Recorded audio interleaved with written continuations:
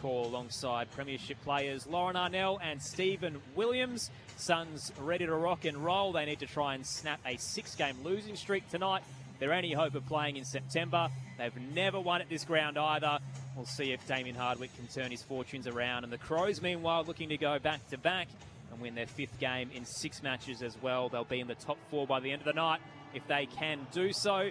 Over at the MCG, Hawthorn by 8 over Carlton as we close in on quarter time. You can hear it on ABC Listen through the AFL button. All right, Loz and Steve, we're about 10 minutes away from getting underway. Walk us through how this is going to play out tonight. Well, I think all the numbers and the lead into the game, Stephen, suggest that it's going to be a difficult night for the Suns. But on paper, it shouldn't be. And so they've never won here at Adelaide Oval. And the Crows have won the last 7 games against the Suns and are the form team in comparison. But as we've suggested, there is an element of a danger game for the Crows given the last couple of weeks, despite the win against the Eagles in Perth. There definitely is a path forward, isn't there, when you look at the Gold Coast side, whether, Tuke Miller goes to Dawson and keeps him quiet, then you've got Anderson, Rao, Petrarca, Humphreys going through the midfield, so there's plenty of quality, and if they can give their forwards a nice quick look at the footy, they're a chance to win the game here. But, Adelaide's form, apart from the showdown, has been pretty good over the last, over most of the season, really. And their form against the Gold Coast here has been exemplary, haven't lost.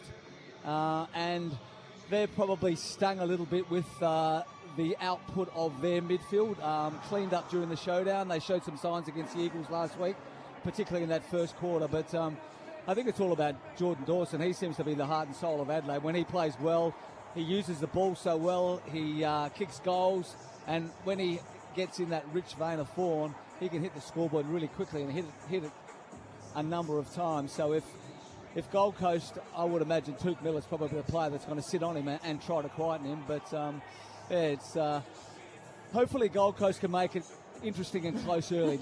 Don't let the Crows get away to a big start and blow the game away. Then you've probably got no opportunity. But if you can keep the crowd quiet, if you can stay in the game for as long as you can, then you never know what can happen with the quality that they have through their side. And it will be interesting with Dawson. The thing I love about watching him is he can literally impact the game anywhere on the ground, whatever's happening. I love that he has such a great impact when he goes back.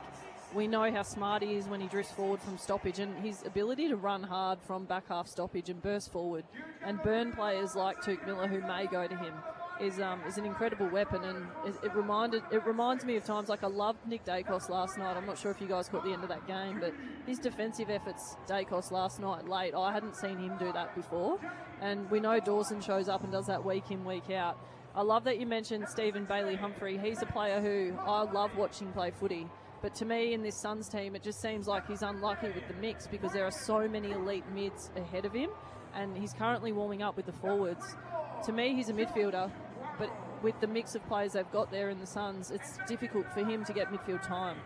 It is, and it's probably one of those things where he probably thinks he's a midfielder as well. 100%, and yep. I think he's coming to the end of his contract too, isn't he? This is the concerning part, so he isn't. He's contracted till 2028, but rumours are that he wants to leave for Melbourne. And you talk about the overarching problems with Gold Coast and where they sit. Ben King may be coming out the door as well. Petrarca comes in and upsets the apple cart to a degree in terms of your midfield mix. But Bailey Humphrey coming out has actually, we've seen recently, Bo Addensel's the one who's been playing on ball. So Petrarca's playing more forward. Humphrey's not getting a look in at all. And Damien Hardwick now the last few weeks is saying how good is it that we're playing all the kids and these guys look like future stars, but it's not the messaging of a team that was the premiership favourite a month in.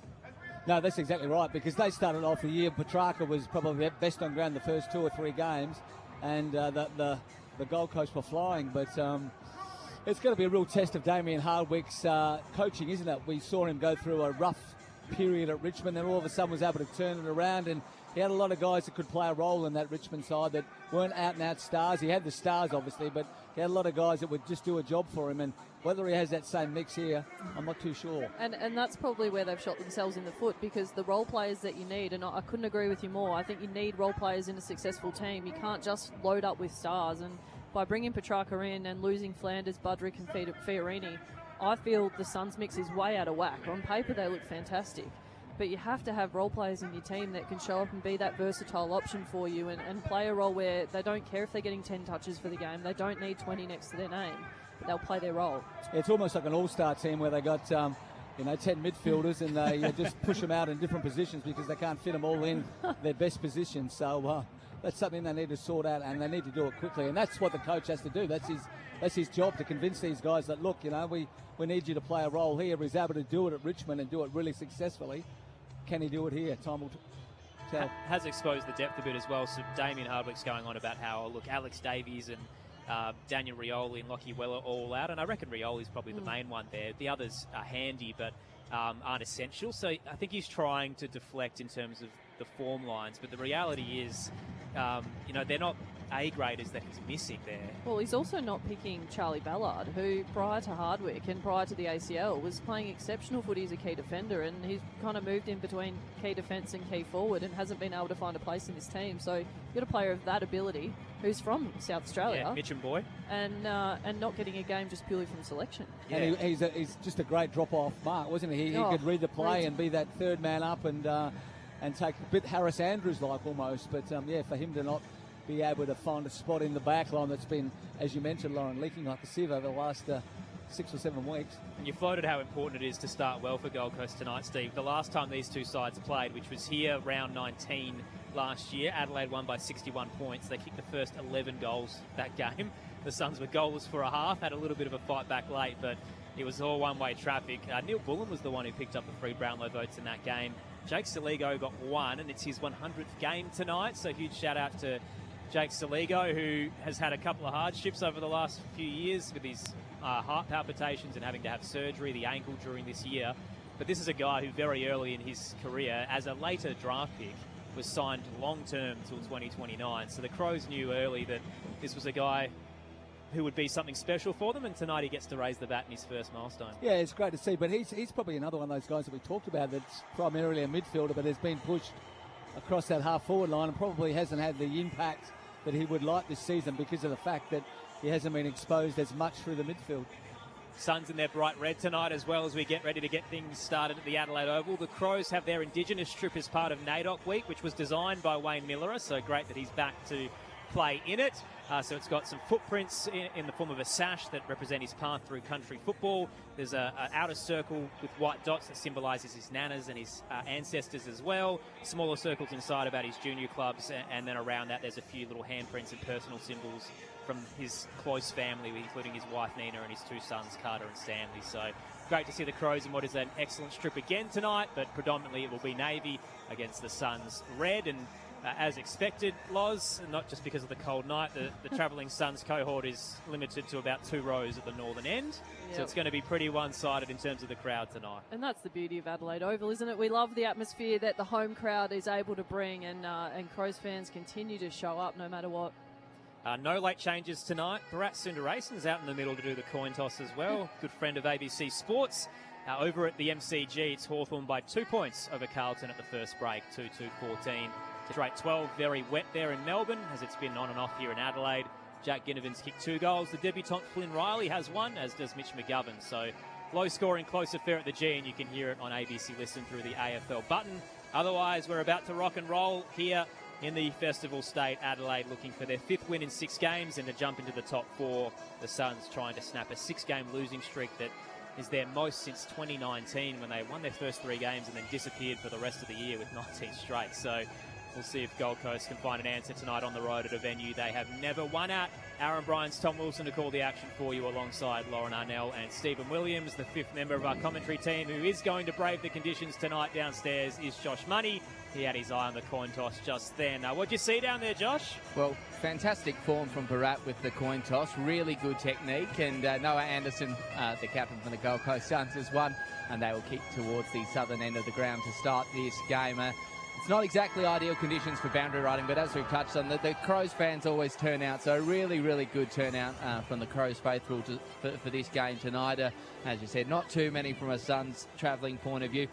They say it's 10 degrees, but it feels like 3, and I won't argue with that. It is definitely a cold night, but certainly the players will be looking to start with plenty of heat. It's been start and stop in terms of rain. It's stopped for now, thankfully, but looking at the ground, it is very shiny and dewy, so certainly could be a slippery start to the contest. Having a look at the benches, interesting to see how much game time Toby Murray gets tonight. He does start there. Luke Nankervis, James Peatling, Zach Taylor and Ben Keys for the Crows. On the Suns bench, Nick Holman, Joel Jeffrey, Ethan Reid, Bo Adensall and Dylan Patterson. Looking forward to this one, guys. Crowd's a little thin tonight as well, so the middle tier's a bit patchy, as is the northern end, but still probably 30,000 plus tonight on a cold affair in South Australia. Great to have you with us for Saturday footy on ABC Sport. It is Adelaide and Gold Coast to continue round 18 after the Saints and the Giants won earlier today. Tom Wilson to kick us off on ABC Sport.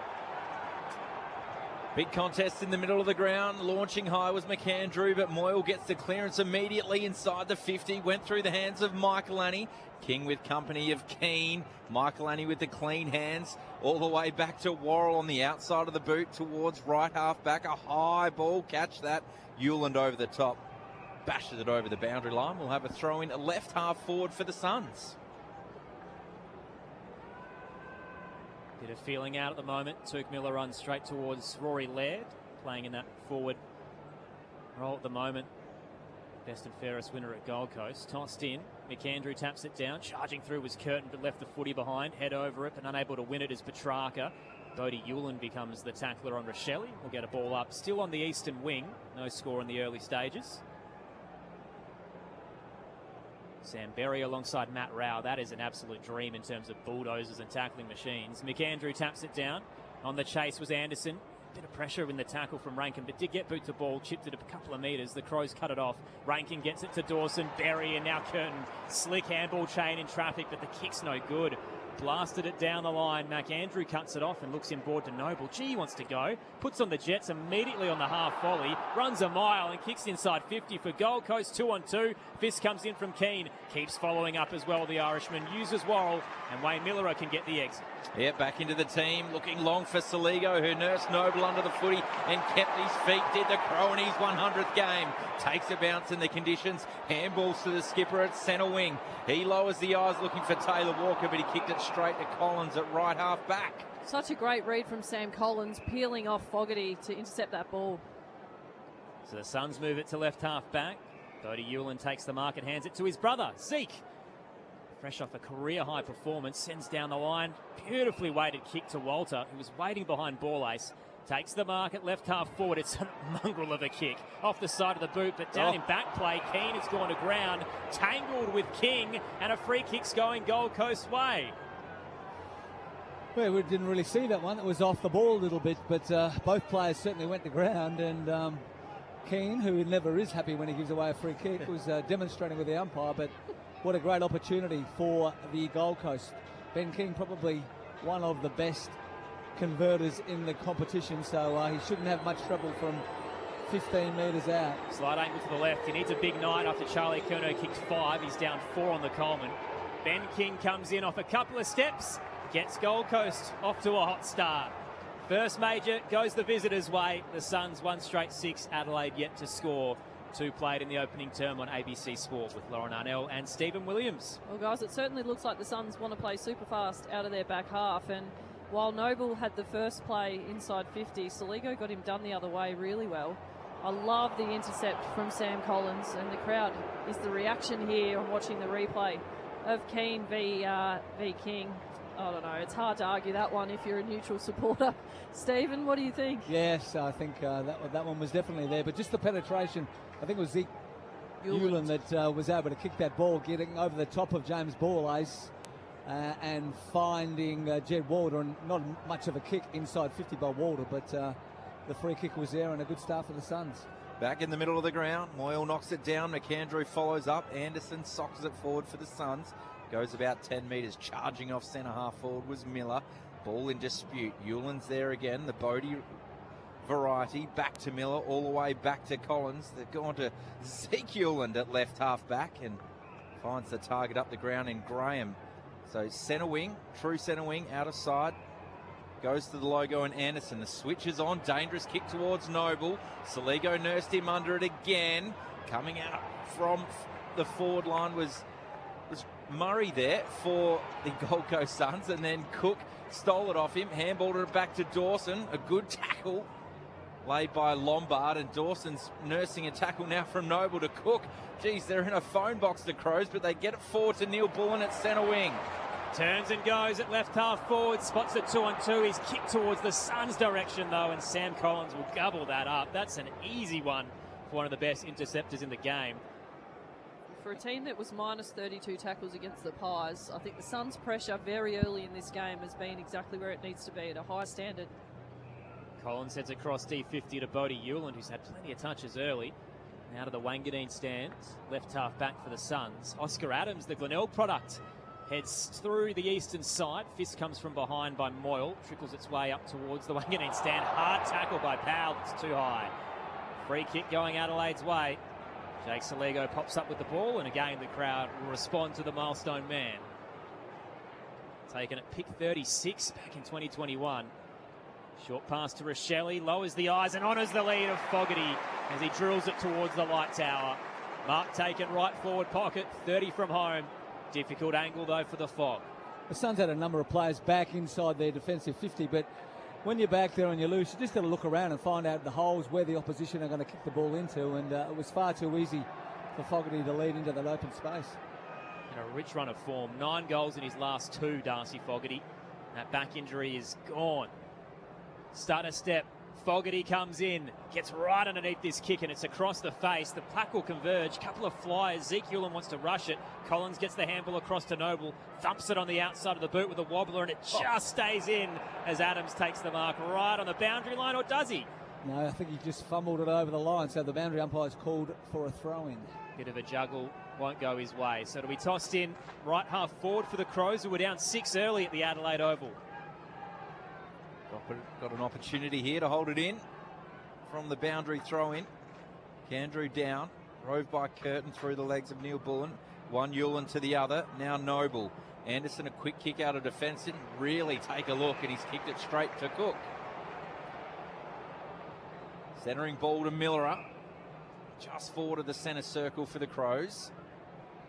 6.5 gone in the first term. Going inside that forward 50. Perfect pass to Jordan Dawson, who marks 35 out in a 45-degree angle to the right. A nice reshuffle from the Crows on the D50 exit from Suns. I liked Braden Cook's read, and Saligo's pressure around the ball has been really, really good. And the kick from Miller doesn't get a lot better than that if you're leading up Jordan Dawson. It was just that exit kick from Anderson, wasn't it? It was poor. He had time, and just the referred pressure just threw it on his boot. And when you turn the ball over in that area of the ground, you normally score on the way back. One of the strengths of the Crows, their pressure, and their captain, their best player, looking to put them on the board. He knew straight away.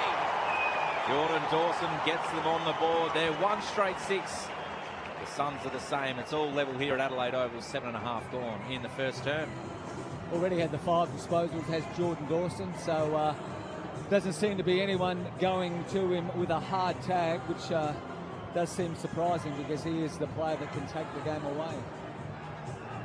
No score in the second quarter of the Hawks and Carlton game, so it is Hawthorn by 2 points. That quarter-time margin, 2-2-14 to 2 straight 12.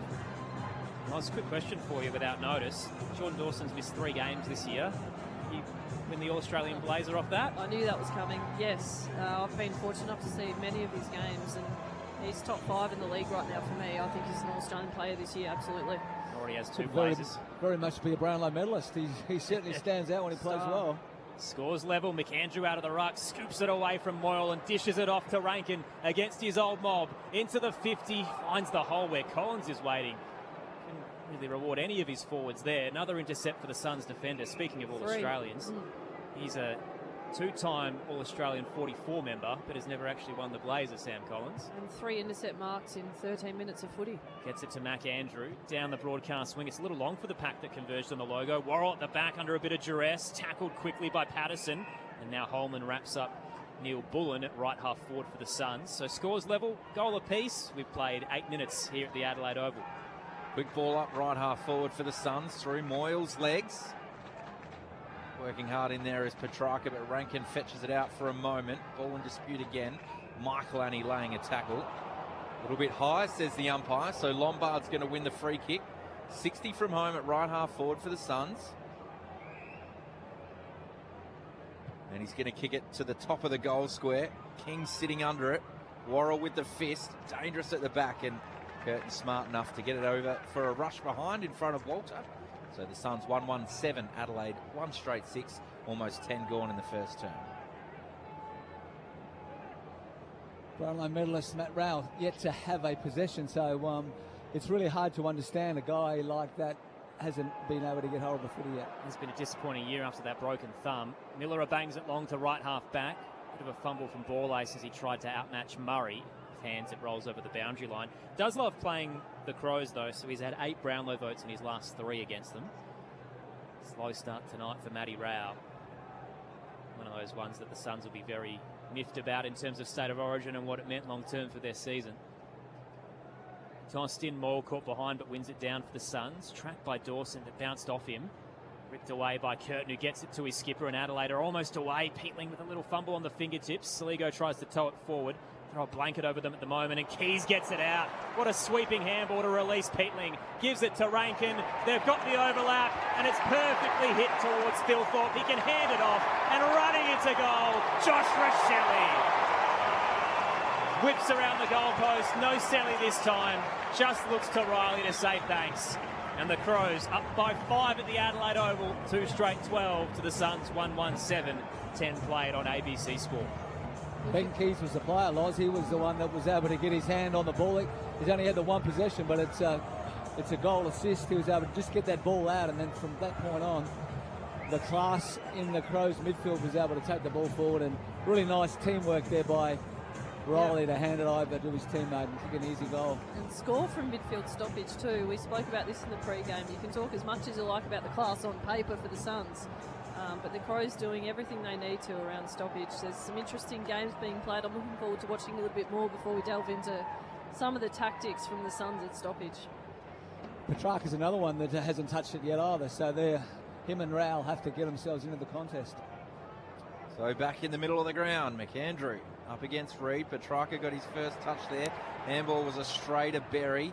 He squibs his kick forward to centre half back, but turns it over. Noble with a sweeping handball to Petrarca. He's on the run, finds Miller, centre square, about 70 from home. The Suns players are streaming forward. Lowers the eyes, but had way too much on that for King.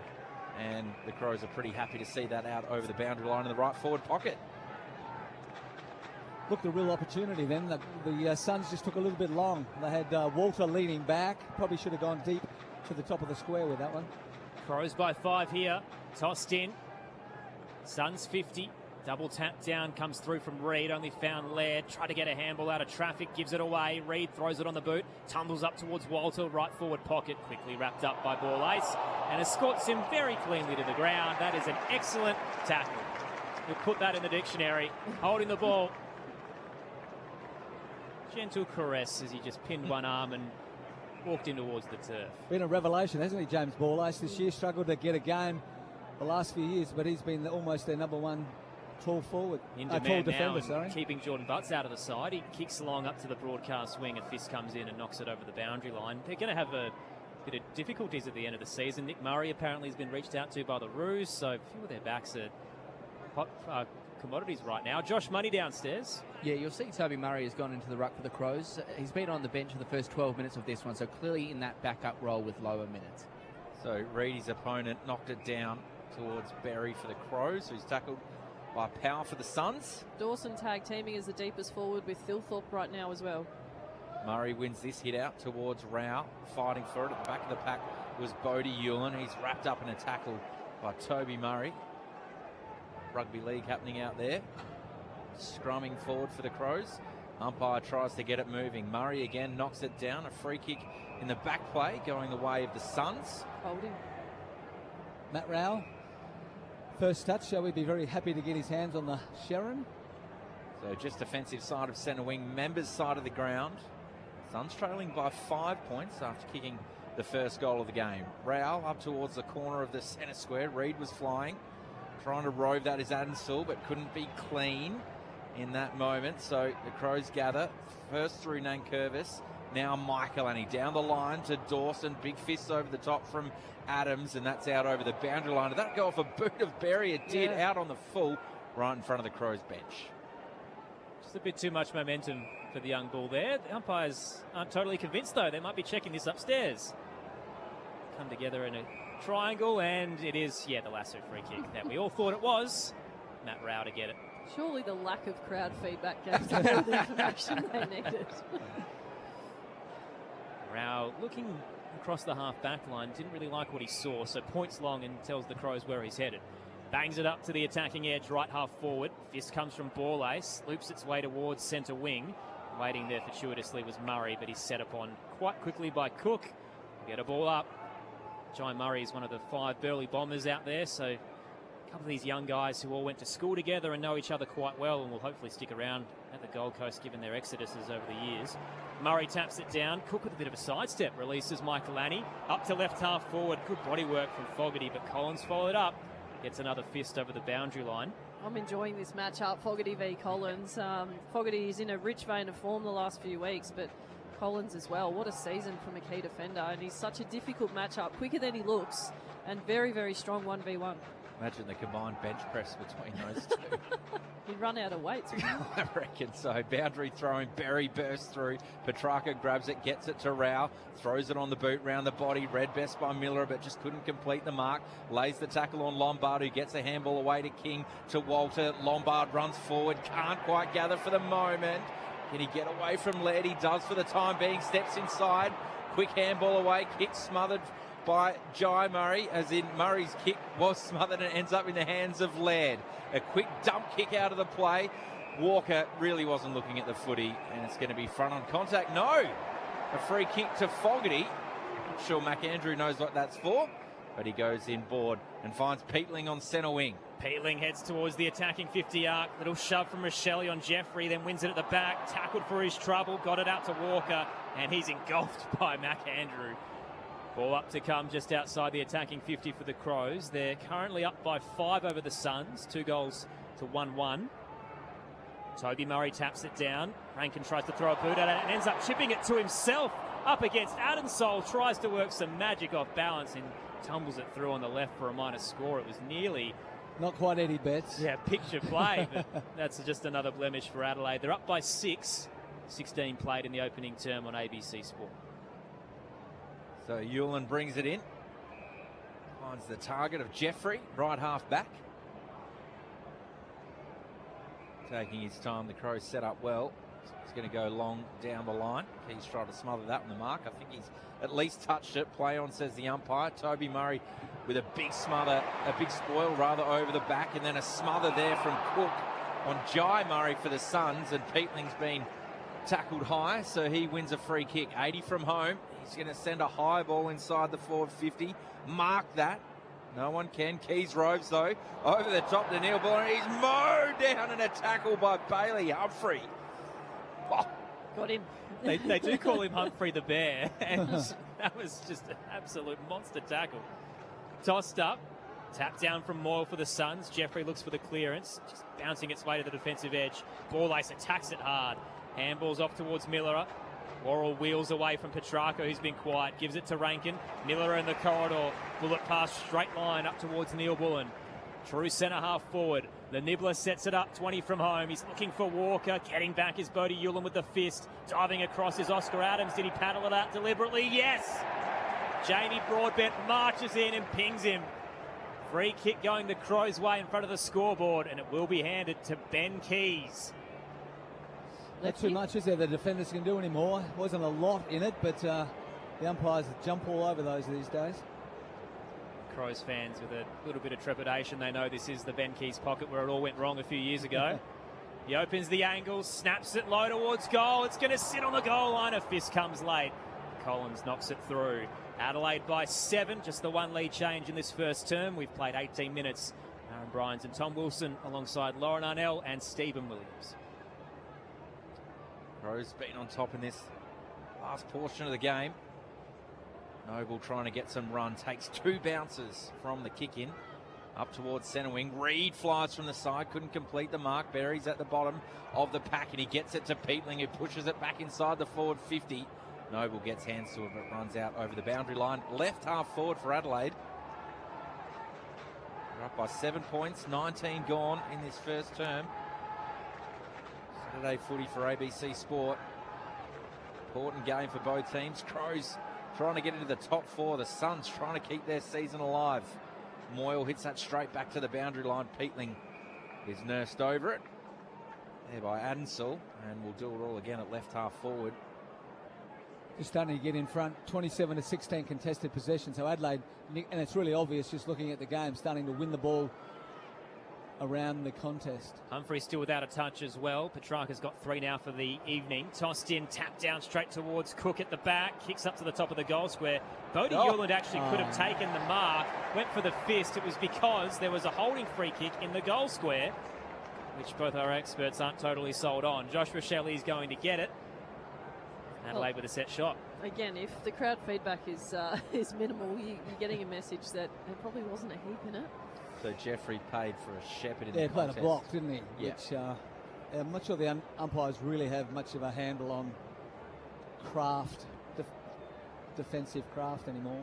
Joshua Shelley, little hop skip, 20 from home, and he thumps it into the hill.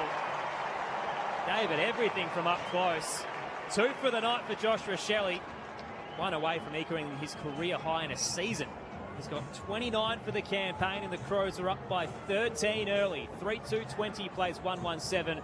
Lauren Arnell and Stephen Williams with you for Saturday footy on ABC Sport. Just get the sense the style of game. I know it's been wet, and so you expect a lot of balls going long down the line to contest, but that's the Crows' number one game style. Go long to contest, play fast off that, and get out the back. The Suns are also playing that style of game, Stephen, and it's a lot of long down the line. And I think if they're going to persist with that, they're really just playing into the Crows' hands. Yeah, you did right. They've got to break it up with those angled kicks to get the ball short, get the handball received, and get it over that line. Otherwise, you're playing right into the hands of the Crows. Crows with the last 3 of the game. Murray knocks it straight down to Berry, bursting through the 1-2 with Rankin. Berry goes out towards right half forward. Wasn't the best kick, and Holman read that best for the Suns. He's got it at left half back. Can't get anything going. Not sure what to do. So he's going to pump it down the line. Up towards centre wing. Murray with a fist at the back. Miller tried to knock it forward towards Petrarca, who's happy to let it run out over the boundary line. We'll have a ball up, or a throw in rather, forward of centre wing for the Suns. Outer side of the ground, they're trailing by 13 points. That's the margin over at the MCG as well, so time on in the second, and Hawthorn have kicked back-to-back goals to lead the Blues there. You can hear it on ABC Listen through the AFL button. Tossed in, high arcing one as well. Toby Murray gets in front, tapped it straight to Rao though. Gold Coast get the clearance towards the 50, ball ace trying to outmuscle Reed. It rolls past them both, then over the boundary line. Will be tossed in left forward pocket, 20 out. Riverbank stand in at the moment for Gold Coast, on the right-hand side of your radio dial. Really need to set up here now, the Gold Coast, just to make sure they can hold the ball in and score a goal from this stoppage. Tossed in, Miller's the spare at the stoppage. Neither ruck can get a fist to it. Rao has to step over the top of Moyle, hands it off to Holman, little fumble, follows up. Running out of room, he's happy to walk it over with Cook coming the other way. Boundary throw in now, 25 out left forward pocket. It is Adelaide by 13 points. Time on in the first. So an opportunity here for Gold Coast. Much needed one. Moyle knocks it down towards Rowell, who gathers. Handball's outside of the 50, puts his teammate Jeffrey under enormous pressure. He gets it to Noble and sends it back in. Flying at it was Reed, couldn't make contact with the footy. Waiting at the bottom was Humphrey. He's trying to hunt, he's trying to tackle. Lays one on Nankervis. It shirks his kick and sliding and taking the legs out of Rao. That's always a free kick there, going against Taylor. Left half forward for the Suns. Taylor's probably a little bit unlucky there. He did lose his feet, but it looked like Noble gave him a bit of a push into Rao's legs. I'm not sure Rao has the distance for this one, guys. It would take his best effort. Kick 3 for the year. You know how powerful he is through his legs, bursting through contests. This will take his best kick just inside the 50. It's underneath it a little bit, flying in the square. Ball comes to ground. It's just bouncing around at the back, and in the end, Keane Rushes it over for a behind. Minus score, 1-2-8. Adelaide 3-2-20 with a 12-point lead, 24 gone first term. Miller wants to go. Quick kick to Laird, who has some time to take a bounce in the right back pocket. Dinks it over the top. Finds Braden Cook at right half back. Quiet the last couple of weeks after signing his extension. He's had just 19 touches in his last 2, but looking good early. Inboard he goes to Miller. Tries to check the kick down the line to Berry. Spun in the tackle and actually got the head knock in the process as he's whipped around. The Suns were happy with their effort. Didn't realise that the high free kick has been paid. Speaking of looking good early, Wayne Miller are the 8 disposals, 184 metres gained, and we're not even finished with this first quarter. Welcome back. Had a nice fortnight off with the hamstring, and now he's good to go. Berry up towards the attacking edge, right half forward. There are a flurry of bodies waiting for it. Fists come in. Neil Bullen, front and squares, wrapped up by Petrarca. There's another tackle for him. Had just 1 in his last 3 games. Christian Petrarca has 2 for tonight. Couple of old premiership teammates from the Demons. Out of the stoppage, Braden Cook again. Kicks quickly towards the 50. Walker nearly had it out the back. Towed forward by Rochelle. Keeps following up with the soccer skills. And speaking of, the sliding stop on the way through to knock it for a behind by Jai Murray.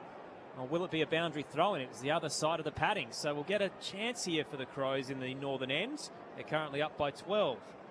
That was great, desperate stuff. It was, thank goodness the umpire just didn't decide to play deliberate.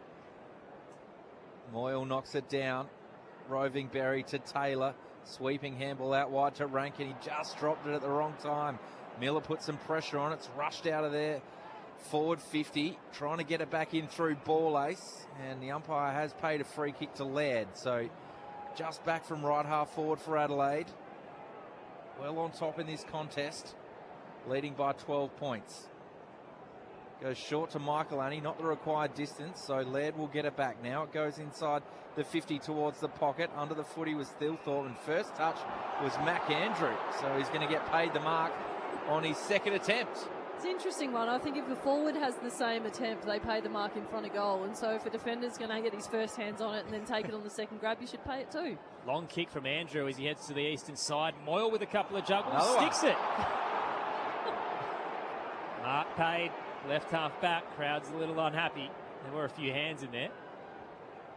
Big Ned Moyle, who's usurped Jared Witts after waiting a good 6 years. Kicks up to left half forward, slips to the midst of Reed. Took Miller, read it well. On the bounce, hits it hard. Kicks up towards the top of the goal square. Lombard tried to get out the back.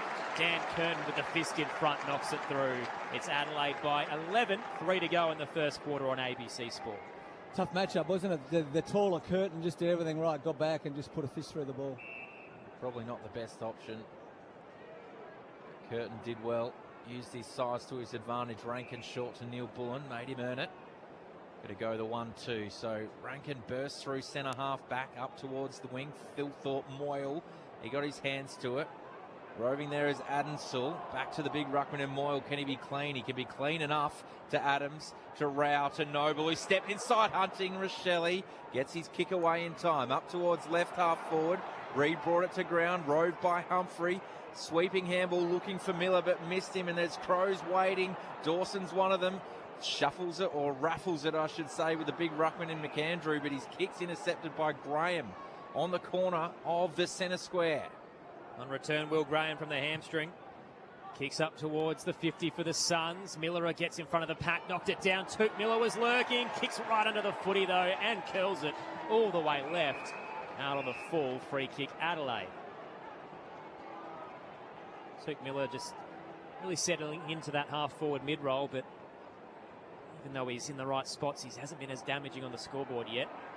Exiting kick from Adelaide looking for Walker. Andrew was right alongside him. Knocked down towards Rao, and the Texan escorts him over. It's Adelaide by 11, heading towards quarter time. We mentioned earlier, Rao didn't touch the footy in the first 5 minutes of this quarter. He's now up to the 8 disposals and almost 200 metres gained. John Noble as well for the Suns, providing enormous drive off half back. Not heaps of help after that. Boundary throw in, still got some time. Moyle knocks it down, rode by Berry, sent that a few times. Kicks long, up towards right half forward, and McAndrew sort of pulled out of that contest, and Thilthorpe was expecting some contact, and he didn't lay a hand on it either, so it's going to be a lasso free kick. Strange contest. Very strange. Mac probably should have gone back and marked that one, but you don't do that these days. You're right. Collins kicks it back up the line. Roving is Reed. Handballs to another tall man in Moyle. Finds its way back to Noble. He's playing well. Looking for the corner of the square in Graham. He's 65 from home. Short pass to Lombard. He was working back the other way, and Nankervis read it best for the Crows. Intercepts at left half back. That's where the Suns have been really poor. That final kick inside 50 to give themselves an opportunity to score has been really poor tonight. Luke Nankervis again proving why he's in the 23. The man you thought would be first out, but just reads the play well. They get it up through the broadcast swing. Andrew flies with Thilthorpe and wins out in the end for the Suns. Off the turnover, counterpunch coming. Lombard to the attacking edge to Petrarca. A little slow to turn. Had a couple of overlaps. Now he's looking for a lead. Adelaide's flooded back. Petrarca heads central, 35 from home. Holman tries to float across, couldn't quite get his fingertips to it. Again, Miller's tracking the ball. Tight left forward pocket, hands it to Holman, fell over. He gives it back to Miller. The volleyball tap to Humphrey, curls it from 30 through. Bailey Humphrey has had a season to forget early, but last week a season high 18 and 3 goals. He's looked pretty lively early here. He brings the margin back to 5, close to the first break. Adelaide 3-2-20, Gold Coast 2-3-15. Saturday footy on ABC Sport with Lauren Arnell and Stephen Williams. He looked like he was the first small forward in the Suns forward half that actually looked like he knew what he was doing when the ball hit the ground. When he got hold of it, you felt pretty confident that he was going to kick that. So he's a class player, Bailey Humphrey. You do get the sense that the Suns are going just a little bit too slow inside 50, but they're only down at 5 points, and you just wonder if Ben King can get a little bit more movement up at the footy. Ethan Reid looks a little bit hesitant, but they've got more than enough time and entries inside 50, guys. Yeah, spot on. Only 5 points down after Crows have really felt like they've dominated this term. 30 seconds left here. Berry lays a strong tackle on Rao. 2 Bulls, ball in dispute. Anderson wrapped up by McAndrew. Just forward of the centre circle for the Crows. Into the 32nd minute of the first term. Knocked down, Dawson grabbed by 2 Suns. The umpire waits a while, but says, give it to me. Throws it up quickly. Moyle tries to clear it now. Fists it forward. Gathered by Laird, though, and Cook. Flicks it back to him. Now he goes up towards Fogarty. He's in the front spot. Rowed by Thilthorpe. Just couldn't get the handball to Saligo. McAndrew's doing well. And there's the siren for quarter time. So, bit of an arm wrestle that first term. Gold Coast kicked the first. The Crows with the next 3. And just a late response there from Bailey Humphrey. It's a 5-point margin. The Crows are 3-2-20. Gold Coast 2-3-15 at quarter time. Goal scorers early, 2 to Rochelle, 1 to Jordan Dawson. Meanwhile, for the Suns, individuals to Humphrey and King. Adelaide playing for a spot in the top 4. The Suns trying to keep their September hopes alive and snap a 6-game losing streak. Plenty happening tonight. Carlton and Hawthorn also playing in terms of 2 other finals contenders. Halftime at the MCG. If you want to hear the call, jump on ABC Listen and hit the AFL button. It is the Hawks by 20 points. Low-scoring wet affair there, 5-3-33 to 2-1-13. Hawthorn kicking the only 3 goals of the second quarter, so they march away to that 20-point advantage. And George Hewitt looks to be out of the game with a back injury, so we'll keep an eye on that and update you with the latest. Jack Ginnivan with 3 goals at half-time at the MCG. Adelaide by 5 here at the Adelaide Oval. The thoughts of Lauren Arnell and Stephen Williams to come next, and you can get in touch on the text line through the night, 0437 774 774 on ABC Local Radio, News Radio, Sport Digital and ABC Listen. This is Saturday Footy on ABC Sport. What's loaded with fun for the whole family? ABC iView. Bring it! From the investigators and caper crew to Andy Lee's Do Not Watch This Show. You can keep watching. Find it all on ABC iView. This is the 2026 AFL Premiership season with ABC Sport. Cody Hewlin takes the mark and hands it to his brother, Zeke. Fresh off a career-high performance, sends down the line. Beautifully weighted kick to Walter, who's waiting behind ball ace. Takes the mark at left half forward. It's a mongrel of a kick. Off the side of the boot, but down in back play. Keane has gone to ground. Tangled with King, and a free kick's going Gold Coast way. Slight angle to the left. He needs a big night after Charlie Curnow kicks 5. He's down 4 on the Coleman. Ben King comes in off a couple of steps. Gets Gold Coast off to a hot start. First major goes the visitors' way. Centering ball to Miller, just forward of the centre circle for the Crows. Going inside that forward 50. Perfect pass to Jordan Dawson. who marks 35 out at a 45-degree angle to the right. One of the strengths of the Crows, their pressure, and their captain, their best player, looking to put them on the board. He knew straight away. Jordan Dawson gets them on the board. Adelaide are almost away. Peatling with a little fumble on the fingertips. Saligo tries to tow it forward. Oh, blanket over them at the moment, and Keys gets it out. What a sweeping handball to release Peatling. Gives it to Rankin. They've got the overlap, and it's perfectly hit towards Thilthorpe. He can hand it off, and running into goal, Josh Rochelle. Whips around the goalpost. No Selly this time. Just looks to Riley to say thanks. Tossed in, tapped down straight towards Cook at the back. Kicks up to the top of the goal square. Bodie Hewland actually could have taken the mark. Went for the fist. It was because there was a holding free kick in the goal square, which both our experts aren't totally sold on. Josh Rochelle is going to get it. Josh Rochelle, little hop skip, 20 from home, and he thumps it into the hill. David, everything from up close. 2 for the night for Josh Rochelle. The AFL on ABC Sport. On radio ABC Sport Digital Radio. and ABC Listen. Suns with the first on a cold night here in Adelaide, but the Crows had 3 unanswered before Bailey Humphrey got a late one in red time. It is Adelaide by 5 points at the first break. Aaron Bryans and Tom Wilson calling the action for you alongside our premiership players. And both successful coaches as well, Lauren Arnell and Stephen Williams with you on ABC Sport. The Suns look a little better than they have in the last few weeks, Loz. Yeah, I like the adjustment. We mentioned, Stephen, earlier in the quarter, about halfway. It just felt like the whole game was long down the line, which was playing into the Crows' hands, and the Crows had the ascendancy a couple of goals up. And then as soon as the Suns went back to shifting the ball and changing lanes and moving the ball with width and forcing the Crows defenders to actually move rather than stand still, they started scoring. Yeah, John Noble's really important for that, isn't he? He's 281 metres gained in that first quarter, but when he plays well, the Gold Coast look like they're moving the ball really quickly. He's the guy that the connection from the back half through the midfield into the forward half. So the one thing they probably need to work on and get better at is just that final connection kick into the inside 50, where they've made it tough for Walter and King. But if they can keep the amount of footy coming into them, inside 50 is 11 to 12, so that's pretty even.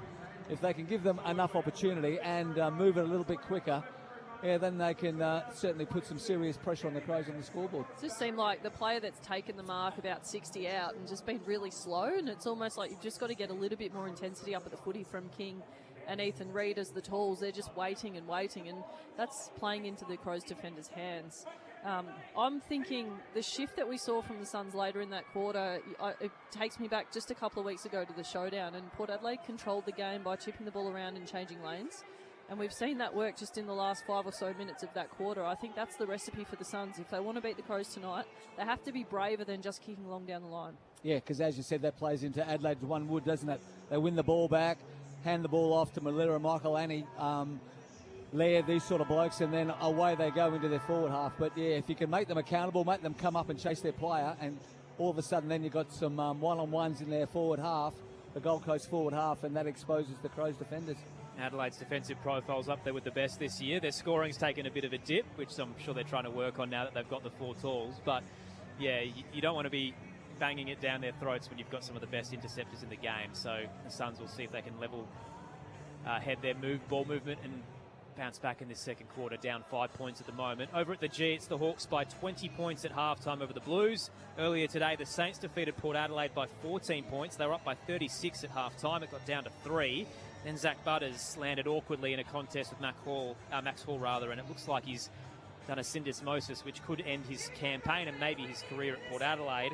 Mitch Georgiades had a heavy concussion as well, colliding with Rowan Marshall. Lockie Jones hurt his ribs. Jack Lukosius with the calf. It was an ugly day for Port Adelaide. Similar to Geelong, who had multiple injuries against the Giants. They were up 39, leaked 9 of the last 10 and lost by 13. Jeremy Cameron with a broken collarbone. He's in the hospital. Second quarter underway, Adelaide by 5. McAndrew wins it down. Peatling with a diving tackle on Rao. Ball rolls out Adelaide's way. Rankin gets it to Curtin. Kick smothered though. Desperate effort there from Anderson, who retreats back with the handball for the Suns to Jeffrey. The fend off on Rochelle. Heads back to Anderson, who's accumulated plenty of footy. This is disposal 8 early in the second. Kicks across. Hooks it around towards Reid, who presents on the logo. The backup ruckman and early pick for the Suns. One of 11 academy players out there tonight. On the inside 45, hits Anderson again. He does the same towards the corridor to Powell. His First touch of the evening, heads out to the broadcast wing. Bodie Hewlin takes it, loops the handball over the top. It's all too easy now for the uncontested possessions. John Noble back home. The Plimpton product goes for a run, kicks along to the scoreboard, off hands, front and square. Humphrey darts and dodges away from McAndrew, retreats back. Adensall around the body from 30, tries a snap, but it's too short. And the mark taken on the defensive goal line by Worrell. Short kick. Here's Peatling. It's Adelaide by 5 in the second term on ABC Sport. Braden Cook at right half back. It's a ball that Walker takes on the bounce and does well. Finds Taylor, defensive side of centre wing. 11 touches now for Braden Cook. So Taylor up towards Neil Bullen over his head and over the boundary line. That'll be a lasso free kick at left half back for McAndrew and the Suns. A wasted opportunity there. And that was the blueprint we just saw of the Suns, that forward thrust. They were able to move the ball, go short, make Adelaide come up at the footy and open up their forward line. So Andrew down the line, brought to ground by Reid, rove by Lombard, gets it forward, and that's a drop footy. Great tackle there. Perfect tackle. Millerer. What a welcome back it's been. Possession 9, and he's going at 100% kicking efficiency. That's another good one there as he hits Neil Bullen. Just forward of right half back, and down the line he goes, broadcast side to Thilthorpe. Adelaide kicking to the Riverbank stand end. Big Riley far from home. Gets right under it to Walker. Front position Dawson. Fist comes in from Collins and knocks it over the boundary line. Miller there, Loz? Oh, I'm loving the way Sam Collins is seeing the footy. He came off really, really early to impact that contest as the last one in, but Wayne Miller, it looks like he hasn't had a hammy injury. He looks like he's been in Bali having a holiday, and he's just purely fresh for tonight. He's having an excellent start to this game. This is almost the difference when we know he could have played against the Eagles last week, but you take that extra round just to make sure he's fresh. Tossed in the tap down towards Cook, retreats some ground towards Laird, sets up the kick off a step, and Thilthorpe flies into the pack and collides with everybody. Rankin pounces and snaps it through from 30. Isaac into the Riverbank stand end, and a bit of carnage as Thilthorpe lands hard on Walker. Everybody just dusts off their wounds and pops back up, and it's Adelaide by 11 early in the second quarter. 4-2-26, plays 2-3-15. Lauren Arnell and Stephen Williams with you for Saturday Footy on ABC Sport. Vintage Isaac Rankin, wasn't it? You know, if you want to teach a young player where to get front and square, he was just in the perfect position, and once he took that one grab, there was no way he was missing. He's as good as it gets in that style of footy. Oh, I've enjoyed it just as much as you. That is, that's as good a forward craft as you see, and the left foot finish as well, just hitting the pack at pace. I could watch that all night. It's probably been the difference in the game, hasn't it? I mean, you've got Rochelle with 2. Just a bit of class, isn't it? Oh. Yep. You know, those two are as good a combination as there is in the competition. Having an impact too, Rankin, up to the 11 disposals now, 1 goal, 1. And more than 200 metres gained. So the Crows with the first of the second. McAndrew forces his way through the contest. Kicks it inside the 50. Rove by Fogarty. Tried to get the handball away to Taylor. Desperate was Collins. Gets it off to Jeffrey. Bodie Hewlin's handball made. Power work for it. He's under pressure from Neil Bullen. They've set up the wall. The Crows look at Curtin. Burst through. Handballs it over the top to Rochelle. Snapping goal! Hat-trick for Rochelle. The first round draft picks are combining and dominating Adelaide 5-2-32. Gold Coast 2-3-15. 4.5 gone second term. Delivered the Jai Arrow celebration as well, which we love. And he needed to finish it because I thought Curtin, you called Tom, was excellent. Dan Curtin was absolutely rolling through that congestion, and you could see Rochelle, who was wider, calling for the ball nice and early, which we know he does. And what a finish. Crows are starting to pick up a fair bit of momentum in this game. It was just an error. Like, the Gold Coast had hold of the football, and it was just taking care of the footy when it got in your hands. They had it, handballed it, couldn't hit the target, and from that point on, the Crows' pressure, able to win the ball back and then result a goal to Rochelle. So Gold Coast just have to be better in their back half. So 30 goals for the season for Josh Rochelle, equals his career best from 2024, and there's still 6 games to go. In the middle, Moyle taps it down, tries to follow up as well, and he's wrapped up by his opposing ruckman, McAndrew. Quick reset. Peatling's in the path of the rucks. McAndrew taps it down. There was a holding free kick. Moyle gave it away. McAndrew quickly hands it off to Rankin. Thumps it towards the 50. Collins with another fist. It's a bit of volleyball right now as Rochelle does the same, and it trickles fortuitously to Dawson. just backtracks a bit with a stutter step, hands it to Worrell, and he's buffeted off his kick by Took Miller.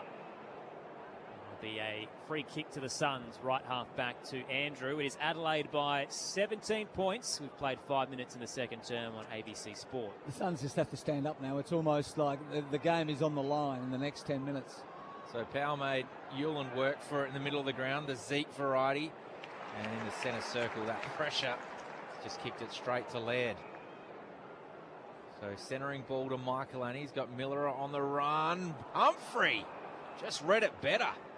Jumped in front of him, took the mark at right half forward. So the young gun already got a goal.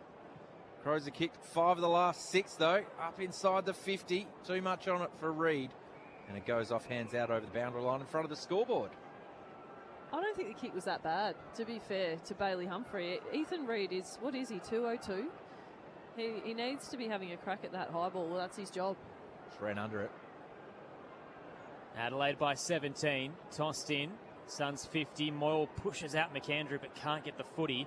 Half volley from Dawson gets it right out of there. Keys reeled it in at the defensive edge and heads to the eastern side as he links up with Saligo. Wall's closing in as he's double teamed. It frees up Dawson at the back. The skipper drives it on the left, heading to Thilthorpe, slips through his mitts. Waiting was Fogarty, quickly wrapped up by Bodie Hewland. He wants the boundary line and he's trying to escort it over like a try. Bodie Hewland saying he's not trying to get it out. Free kick, and in the end we get a ball up. Josh Money downstairs. Yes, I thought it was too good to be true, Aaron. The rain has just started to fall. At least it's not cold. Secondary umpire came in and did ping him. So free kick, Gold Coast. So kick down the line, but there was only 2 Crows launching at it, and Worrell was the one who took it. Inboard on the 45 to Rankin. Possession number 13. Having a night out against his old side. Goes short and just dropped the mark, then fumbled the handball, put Rankin under enormous pressure. Dangerous turnover. He follows up with a tackle there, Curtin, to hold it in. It's calamitous. Don't often see that, do you? 3 fumbles in a row by the same player. Knocked down towards Powell. He's wrapped up by Peatling. Incorrect disposal, holding the ball. Crows win it back. They're up by 17 points. Only 2 goals of the second quarter.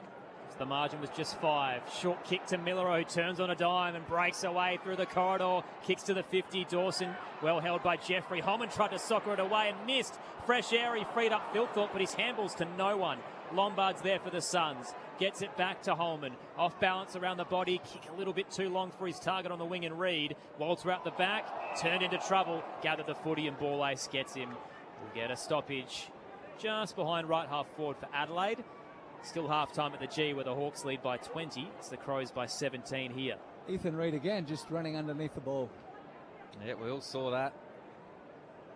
So from the ball up, Rouse wrapped up by McAndrew. Do it all again. Neil Bullen runs through the contest. Rao and a free kick paid about 30 metres away, and it's going to go the way of Rankin. I think Rao felt like he was taken high there. The umpire was about 150 metres away that gave her a free kick. Oh, Dawson! Flying over the top of Collins, and he lets him know about it. They want 50. He just got the ride he needed. Took the strong grab. 45 from home, 45-degree angle to the right. And this is why I was saying I think he's one of the top 5 players in the game earlier. He sat on Sam Collins' shoulders, and we can't underestimate how wet it is out there. Like, that looks like a dry hanger, and he's done it on one of the better defenders of the game. Dawson unloads from 45. He's one of the best kicks of the footy in the game, just away to the right. Minus score, couldn't complete the set. 5-3-33. Gold Coast 2-3-15-10 gone second term. Zeke Hewland, fresh off 32. Quickest play to do so for the Suns. Heads straight down the line and finds Michaelani. This is going to be really poor. He'll hand it to Nankervis, who looks for the instant response. Launches from 50 and misses wide left. It's Adelaide by 19. Didn't quite punish them there. Zeke Hewland will think twice about going straight line. He lowers the eyes this time. And the short pass out of the defensive exit to Jai Murray. Some interesting body language from some of the Suns players too off the back of that kick. Petrarca's throwing his hands up. I don't like it. I asked you about all that type of thing at halftime, Lauren, because they need to show something. Noble is one of the players that's showing something. He kicks it long down the line. Walter at the back of the pack. Petrarca, as you mentioned, it is wet out there. Fumble the ball. Adensel socket it forward for some territory. Walter knocks it to his teammate. Over the top to Lombard, who goes for home across the face of goal. No score in front of the scoreboard as it buckets down on the fans on the hill. Josh sure it's not cold down there? Is he still running with that line? We might need to thaw him out later tonight, I think, Loz. Oh, I feel for you, Josh. They're running for cover on the hill. Adelaide by 18 at the moment in the second term on ABC Sport. Tossed in, shallow drop. McAndrew tried to tow it back toward the scoreboard. Berry puts his head over it to win. Lombard tackles him hard. Took Miller, grabs the footy. His kick smothered. Ricochets back out to Petrarca. He has a ping from 25. Walter thought he was held. Didn't really fight for the follow-up on the bounce. And it rolls through for a minor score on the left. Adelaide's lead down to 17 points. 5-4-34 plays 2-3-15. 11 minutes into the second term. Quick kick in to Miller. Goes back with a handball. Keen sweeping kick towards the wing. Bodie Hewlin in the best spot and is able to get a fist onto that.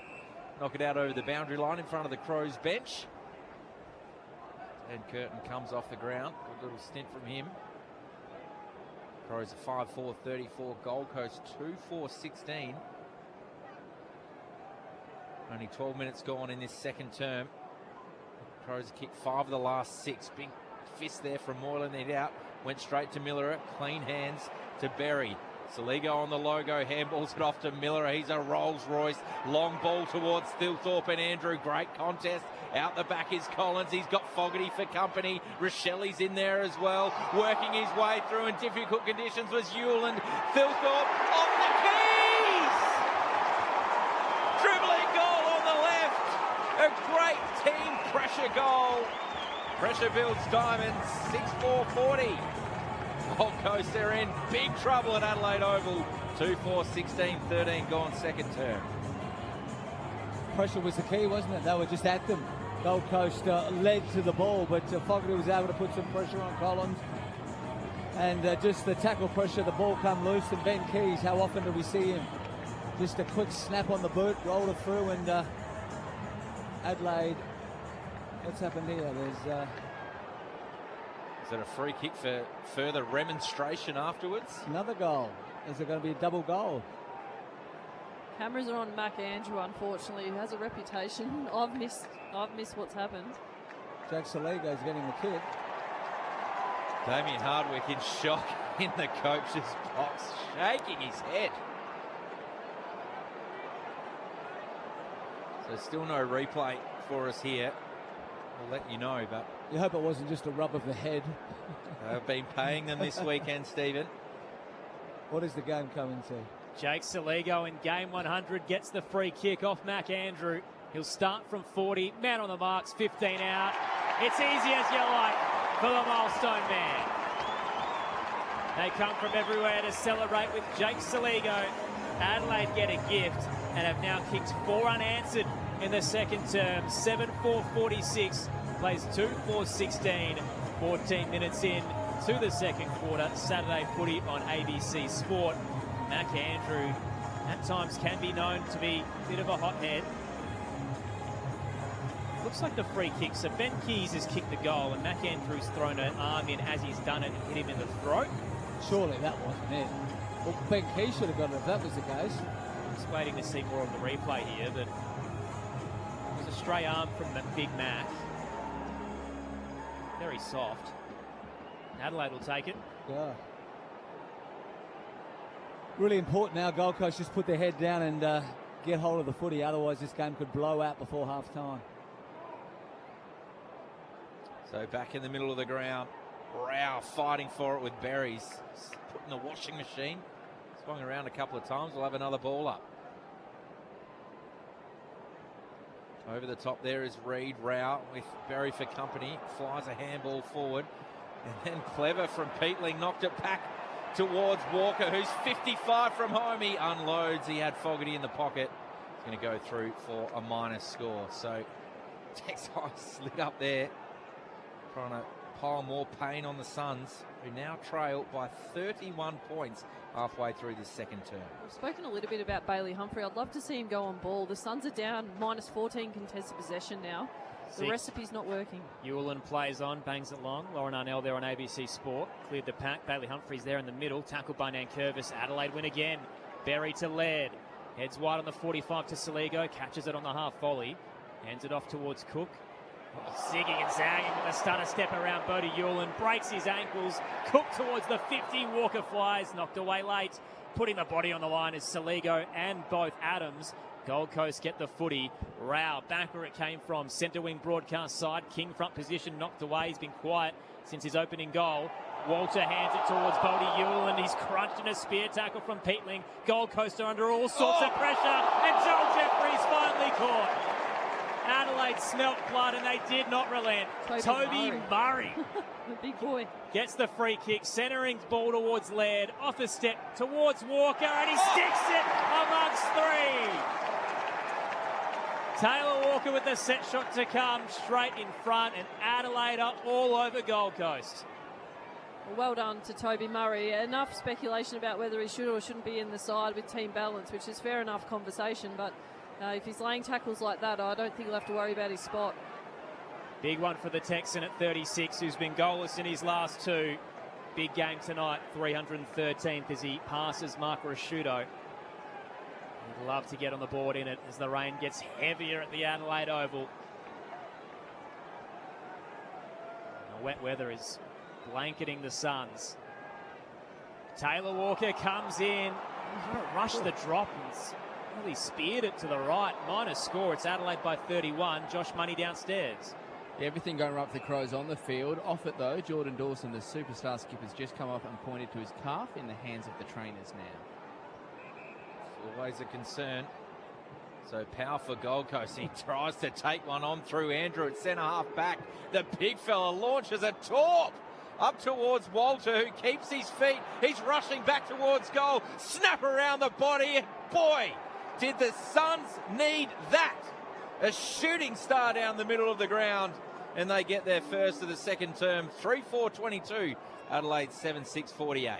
They talk about risk and reward, don't they? And that's certainly what happened. It was a great kick, and Mac Andrews was a player that gave the option. And we said all along, quick movement into the forward line gives you a real opportunity, and the Suns certainly needed that one. Against a flow of play, Taylor Walker misses one that he would normally kick 90 or probably 100 over 100. So disappointing miss for him, but a great goal for the Suns. I like it. Simple footy's good footy, especially in the wet. Take metres, play direct, and it was a nice contest from Walter to get out the back and work his opponent underneath the ball. Thoughts of Lauren Arnell and Stephen Williams on ABC Sport. Jed Walter now has 50 career goals. He's the 23rd son to do so, but apparently has a foot out the door with Essendon lurking in terms of a bigger contract offer. Hawks by 26 at the G as well, so they've kicked the last three of the game. Third quarter, you can hear it on ABC Listen through the AFL button.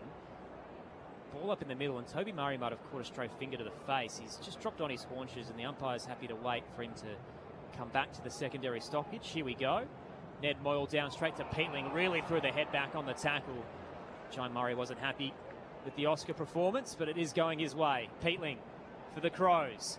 Up towards the 50, they converge 4-on-4, and it collapses as a pack. Ball stuck in amongst it somewhere, extracted by power for the Suns, who hands it to Moyle. Here they go again, end-to-end footy. Jeffrey to Petrarca. Now Murray up towards the 50, a little long on his kick to Ben King. Mark Keen's tracking it alongside him. King tries to win the footy, getting down low, slap backward. Worrell tries for the volley and ends up slide tackling his opponent. The Suns will win it out. Kick across towards the pocket. Petrarca tried to mark. Miller gets the hand in and it's knocked into the right hand behind post. It was all happening there. The Suns, though, look good when they get some flow through the middle. It's Adelaide by 25 in the second term. Just checking this one to see if it crossed the behind line. You'd hope it did, otherwise Petrarca should have just waltzed into the open goal. Yeah, it's hit the behind post. So we will have that boundary throw in, call confirmed. So just with a bit of momentum and dare here, the Suns. The game is really slipping away from them. Felt like they'd almost waved the white flag, but taking the game on in these conditions. trailing by 26 points. Boundary throw in. Up towards Moyle, knocks it forward. Gathered by Reed, and ball ace tackles him. So another ball up, about 15 from home for the Suns. Moyle knocks it straight to Lombard, who's tackled by Berry. He just loves this stuff, doesn't he? Sam Berry, just a tackling machine. Probably the most improved player in the competition, Sam Berry.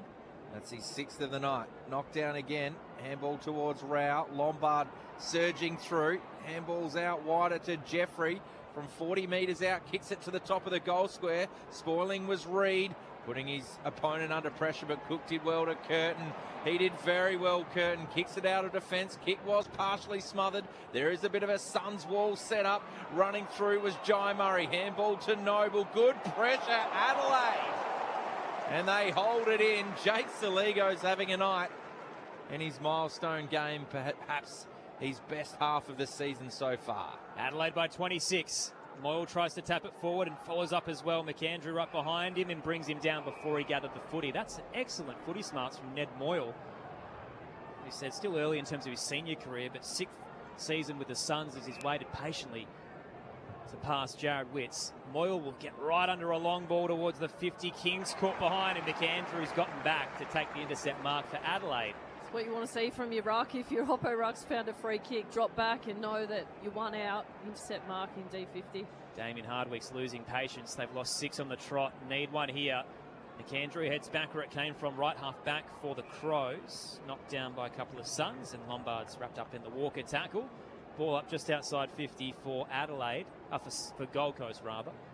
So Berry's there, tackled by Petrarca, the 2 number 3s. Josh Money on the boundary. Tom, early signs are looking really good for Jordan Dawson. Had some heat run through that calf and has taken his place back on the bench.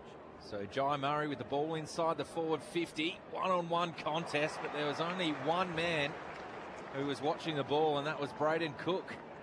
Nothing would frustrate Damien Hardwick more than defenders marking the ball. You've just got to bring that to ground, cause a contest. So Nankervis from right half back, flying was Bodie Hewlin.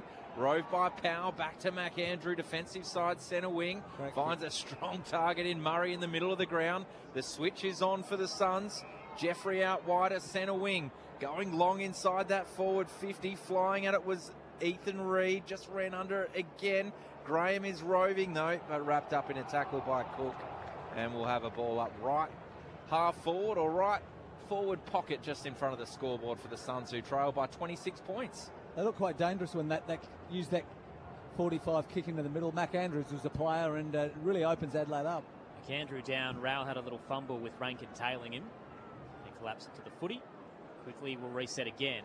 McAndrew just swats it straight down the throat of Dawson. Clearing kick for Adelaide to left half back. Walker's in the pack, knocked it down on the bounce. Quickly to it was Jai Murray, wrapped up. Another stoppage as he places the footy on the ground. Sorry, Az, I'm enjoying watching Matt Rowell. He's had 13 disposals, 8 contested possessions. His team is down 9 contested possessions against the Crows. He's putting his head over it, and he's getting his hands dirty for his team. Yeah, he's playing a Matt Rowell game now, isn't he? Exactly where you'd expect to see him, at the bottom of the packs, winning the contested footy and giving it to his teammates. Adelaide by 26 and a free kick in the following stoppage. So Moyle held. The big man again will place it inside 50 with a casual kick to the scoreboard. And again, McAndrew gets in front, juggled it, and they're actually going to pay a free kick to the Suns. King, I think. Caught behind it all was Big Ben King. He had his first off a free kick. He might have his second here. It's a tight angle. He's going back on an angle that isn't correct. The umpire's going to have to pull him right towards the light tower. He's 10 out, but nearly a straight line. There's a little fistful of jumper that the umpire saw. Not much in it, but... Ball ace the offender, and Ben King gets another crack. Acute angle. King comes in and misses to the right. Bronx cheers from the predominantly Crows crowd here at the Adelaide Oval. It's the Crows by 25. We've still got 4 to go in this second quarter. At the G, midway through the third, it's Hawthorn by 26 over the Blues. Nankervis at right half back goes to Saligo. Members side of the ground, starts directing some traffic. Tells Thilthorpe to come to him, and he hits him on the chest.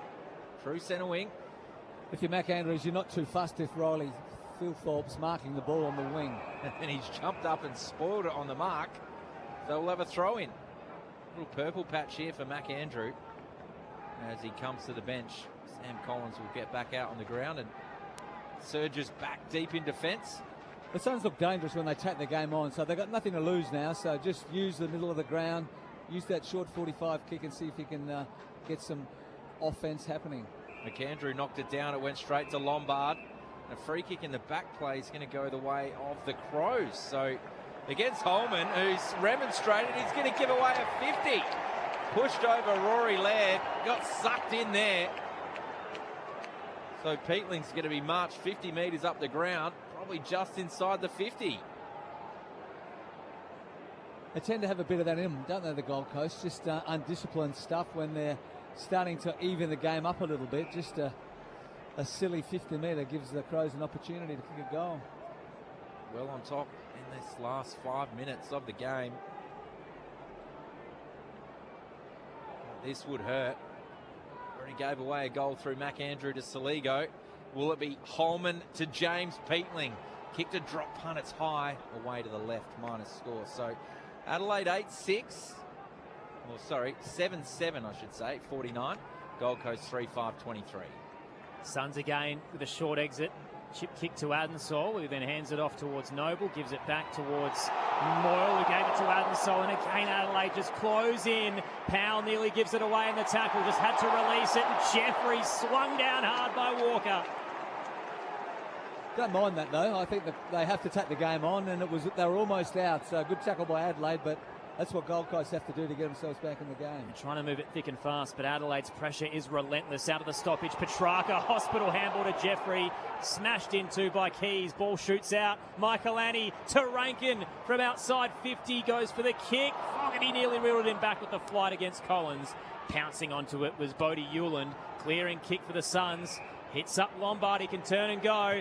There might be out here, but his kick needs to be good to Walter. And what about the effort to get in front from Worrell?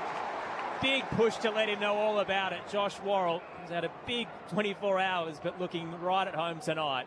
Heads back on the 45 to Laird, and it's the Crows by 26. Short to Miller.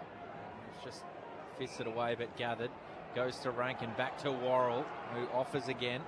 Up towards right half forward. Coming across was Hewland with the spoil. Bounces in the lap of Rao. Handballs it off to Lombard, to Miller in the middle of the ground. Plays on quickly. High ball towards Petrarca, who's got some room on Michaelani. It sits for him. He's going to go long inside the 50. King from the back and coming across the front. Wayne Miller fisted out over the boundary line in front of the scoreboard. They're up by 26 points, the Crows. It was great team play, wasn't it? Just to go over and assist your teammate, get across there and nullify the contest. Voice of Stephen Williams, Lauren Arnell with him, our experts tonight on ABC Sport. Tossed in. Both rucks got a hand to it. Rankin read it well. Threaded the needle with a handball to Dawson, and he's buffeted over by Graham. Ball shoots out over the boundary line. It's a good call, as Rankin read it well, but Rankin had a heap of space as well. This is a forward 50 stoppage, and there's no Suns mid standing next to Isaac Rankin. What are we doing? Adelaide by 26. Rankin the first round pick for his old mob. Tossed in. Rao picked up the footy, spun by Laird, got it out. Humphreys retreats some ground, and it's a hard tackle. Gee, lots of effort there from Rankin as he saw red, grabbed Adensol and drilled him into the turf at Adelaide Oval. Quick reset just outside the arc. Moyle with a fist straight up and down. Adensol on the bounce again. Just not rewarded for his effort as Ben Keys quickly wraps him up in the tackle. He's finding the footy but just can't get a touch away. See if third time's the charm. McAndrew caught behind, taps it down, becomes the tackler, and again we'll get another ball up. At least it wasn't Adensol at the bottom of it all, or it was. Oh no! Poor guy just can't get some breathing room. So trying to get it clear from right half forward are the Suns. Strikers at the bottom, Rankin diving in as well. Same result. Fifth ball up in a row. Just a pack of players around the umpire. Moyle down to Petrarca. Handball towards Anderson. Bursting through was Rankin. Handballing it to space of Taylor, who was tackled. In going hard is Bodie Hewland. Under pressure in the middle of the ground. Humphrey. Pack of players forms again. Rolling Maul to rolling Maul at the moment. As time ticks away in this second term.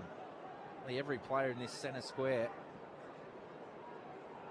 Down at the back of the pack is a Crows player again. So the handball forward just landed in the lap of Curtin, who gets it back to Worrell.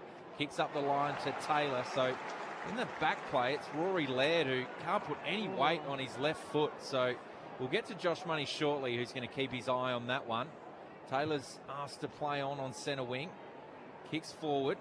Players just sort of let that bounce. Keys is waiting at the back. He's wrapped up by Anderson. And we'll have a ball up at right half forward for Adelaide. They're leading by 26 points, but it could be a concern on the bench. Josh Money. Yeah, Tom, he was crawling on all fours, wasn't he, for a long time there, led, before finally getting up in the hands of trainers now. Really unable to put any weight at all on that left ankle. We've already seen one nasty ankle injury today. Let's hope it's not another one, but not looking too good. McAndrew with the tap down. Will Graham tackled quickly, tried to break away and was wrapped up by the ruckman. Crowd want a ball, no free kick. Josh Money alluding to Zach Butters' injury. Might have ruled him out for the season. McAndrew, beautiful tap, straight to Rankin, who sleeks through the traffic, hands it to Zach Taylor. Kick a little shallow as he heads to the top of the goal square, and Oscar Adams gets the fist through. It is Adelaide by 27 points. Just you keep an eye on Toby Murray as well, Josh. He's been off for a long time in this second quarter and flagged as well. Rory Laird, obviously the big concern right now for the Crows. Suns have it left back pocket as the clock ticks away towards half time. Down the line, beat everyone out the back. Was that touched? Oh, the way that Lombard was running, maybe not, but the boundary umpire was all over it. So we'll have a throw in forward of centre wing for Adelaide, members side of the ground. Leading by 27 points. Really dominated this second quarter, 4 goals to 1. Leading by 5 points at quarter time. So knocked down towards Rowell, immediately tackled by Curtin. Both teams happy for this margin to be set by the looks of it at half time. So another ball up. McAndrew knocks it down. All in dispute. Dawson's in there. Curtin. And there's the siren for half time. So Gold Coast in a bit of a pickle. They've never won at Adelaide Oval, and it's going to take a huge second half to do it. They trail by 27 points. Adelaide is 7-8-50. Gold Coast 3-5-23. Goal scorers at the major break. Rochelle with 3, singles to Keys, Dawson, Saligo and Rankin. For the Suns, all individual, Walter, Humphrey and King. Adelaide had a run of 4 unanswered goals to start that second quarter, boosted their 5-point quarter-time lead to 31. Suns got one back through Jed Walter, but the damage had been done by then. Adelaide by 27 at half-time. Over at the MCG, Hawks by 19 over the Blues, so that half-time margin of 20 just slightly smaller as we head towards three-quarter time there, and you can hear it on ABC. Listen through the AFL button. 7-4-46 plays 4-3-27. George Hewitt out of the game there with a back injury. Meanwhile here, Josh Money, all eyes are on Rory Laird. What's the latest as we turn towards the change rooms? Yeah, so Aaron, the players are making their way down the race, but Rory Laird's still on the physio's bench. The pain's on the outside of his left ankle. Every time the physio presses down on it or tries to move it up, there's a sharp sort of wince from Laird, the veteran. So he's certainly in a fair amount of pain. You mentioned Toby Murray. Nothing to worry about there. He had a little poke to the eye at one point, as you touched on during the call, but I think that low time on ground is purely because he is just the backup ruckman tonight and not playing any other position really than giving Lachlan McAndrew a chop out when he needs it. It's just the 7 minutes in the second quarter for Toby Murray, but glad to hear he's all okay. And Rory Laird, that's a big loss if he's out for multiple weeks with that ankle issue. Their all-time leading disposal winner and triple best and fairest, and maybe opens the door for Hugo Hawkeye to come back in. Lauren Arnell, Stephen Williams, your experts to unpack that half of footy. What did we learn, team? I'll touch on what you just said. I think if Laird's injured, you're filthy if you're the Crows, but you've also got a player waiting in the wings in Hugo Hawkeye. But for that second quarter, Stephen, I'm keen on your thoughts, but it didn't light me up. It was a bit of a nothing quarter in a lot of ways. It felt like the Crows had a really strong start, and then not a lot happened in that last 10 minutes of the quarter. I feel quite disappointed in the Suns and their ability to win contest. For patches of that second quarter, they were minus 14 in contested possession, and Rowell seemed to be the only one who was able to get his hands dirty and be clean in these wet conditions. They have bridged that gap the Crows are only now +8 in contest, but they're dominating +13 tackles, so they've swung that back again in the second quarter, +20 disposals overall. The Suns just didn't look like they were willing to fire a shot for most of the quarter. No, Adelaide were able to get that lead, multiple goals in a row, and then that extra one that they got to Saliga. We're not 100% sure what he got it for, but they were able to open up a pretty handy lead, and Gold Coast then almost threw caution to the wind and started to use the ball a little bit better, look into the middle of the ground, take a chance, and we saw them kick a goal just with that, just getting the ball out and taking chances and moving it quickly. But as you talked about the tackling, Gold Coast were 18-9 up at quarter time, and now they're 43-30 down at half time, so it was 21-12 in that quarter. So that would disappoint Damien Hardwick, because that was the big issue last week against Collingwood. They talked about it, they came out in the first quarter and they were able to tackle really well, but then to drop off, and if you drop off against a side like Adelaide with the likes of Rankin and Dawson and Rochelle, these sort of blokes, they're just going to cut you up, and they were able to get some space and put the pressure on the Suns through score pressure, and they're looking pretty comfortable now at half time. So what Damien Hardwick can do at half time to rev his charges up, as you mentioned, Lauren, Rao's probably the only player that really got back to his Brownlow winning best form, just in and under, winning the contest, getting the ball out, but he needs the likes of Anderson to go with him, Petrarca to go with him, Humphrey, another one that you mentioned that probably needs to get into the midfield and show us what he can do as well, because they're talented players, but just not giving us enough tonight against a quality Crows outfit. Yeah, and I mean, John Noble, outside player, has had more than 400 metres gained already in a half of footy, but I cannot understand why Bailey Humphrey's not getting minutes inside on a game like tonight especially. It makes absolutely no sense. When you're getting beaten up in contest, the Crows have got control of the game, and you've got a guy who has so much talent inside the contest and has the ability to take metres, power, get the ball in your front half. Like, why wouldn't you play him against the Crows midfield, at least after this first half of what we've seen? And no one's getting near Rankin it from stoppage and then outside. He's had an exceptional game so far, but I just want to see Bailey Humphrey get some minutes on ball. And a very different player to Rao. Rao is the one that can win it, give it to Humphrey, and then he's got the power and the kick to really cover the ground, get over that line and give the forwards some sort of opportunity. So, it'll be interesting to see whether Damien Hardwick does give him that opportunity, but there must be some reason why he doesn't do it. The clearance issues raising its ugly head again for the Suns. It's just remarkable for a team with so much talent, and as we mentioned in the lead-up, who were considered premiership favourites at one time, that they continually lose that stat. And I mean, like, you talk about Humphrey, if we go back to that, like, the Petrarca is probably the reason Humphrey's got to jump out, right? And no one's arguing against Matt Rao getting minutes on ball. He's been their best player so far alongside Noble, but like, I guess it's the balance of, do you upset a star like Petrarca to give Humphrey minutes on ball, and that's probably one of the toughest calls as a senior coach. And Touk Miller's only had it one time in that quarter as well, so whether you just give him an opportunity to, you're going to play on Rankin or something like that, give him a job where he probably has been known to play his best footy, but he's running loose and really not a player that sort of gives you heart palpitations as a Crows, because he's not going to snap a freak goal or anything like that. He's a hard worker and needs a job to do, in my opinion. Yep. Will Powell was one they experimented with in the first month, and then after round 6, Damien Hardwick cut it out entirely. So he hasn't had a set of bounce since then, and had 3 in that second quarter, and Bailey Humphrey still isn't on ball. So just, for me, that doesn't match the game's needs, though. It's a wet night. The Crows are winning contest. Will Powell is a very nice footballer, but Bailey Humphrey suits the conditions. And as much as we're speculating here, we've heard Damien Hardwick talk about Bailey Humphrey during the year on Fox Footy, and I think the fact that he's likely leaving at the end of the year might actually be hurting his role. I think Damien Hardwick sees the writing on the wall and wants to prioritise someone like an Adensall who, is this young academy pick first rounder, and for Bailey it's hurt him this season because he hasn't been as damaging as we've seen in the past. Imagine if Josh Carr did that with Zach Jeez.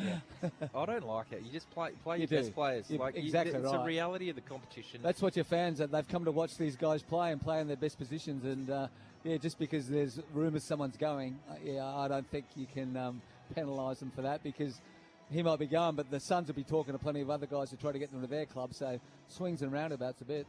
The surprising factor of it was when Damien Hardwick spoke publicly on TV about it, he actually did throw Bailey under the bus and said, the speculation is hurting his form. And normally coaches are quite defensive and they don't, leak anything in terms of a player's mental state. But I thought that was quite telling that Damien Hardwick was happy to be open about the situation and what it's done to him. Yeah, well, it almost tells us he's gone then, doesn't it, if the coach says something like that. Meanwhile, Adelaide will be worrying about Rory Laird, but otherwise are looking pretty good right now with their 27-point advantage.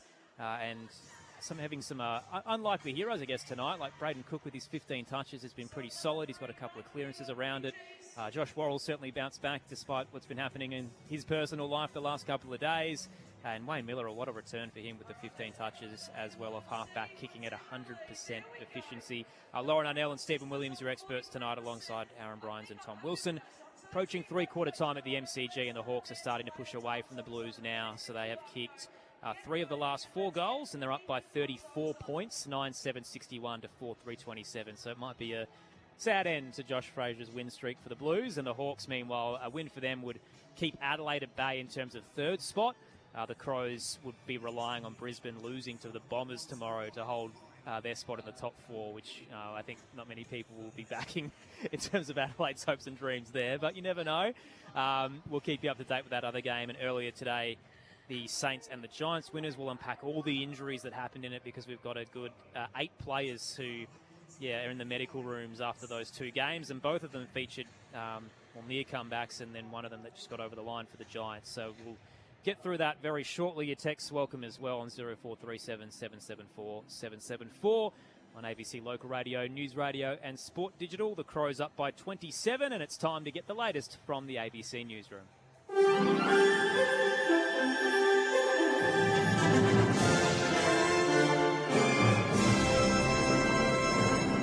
Hello, this is ABC News with David Rowlands.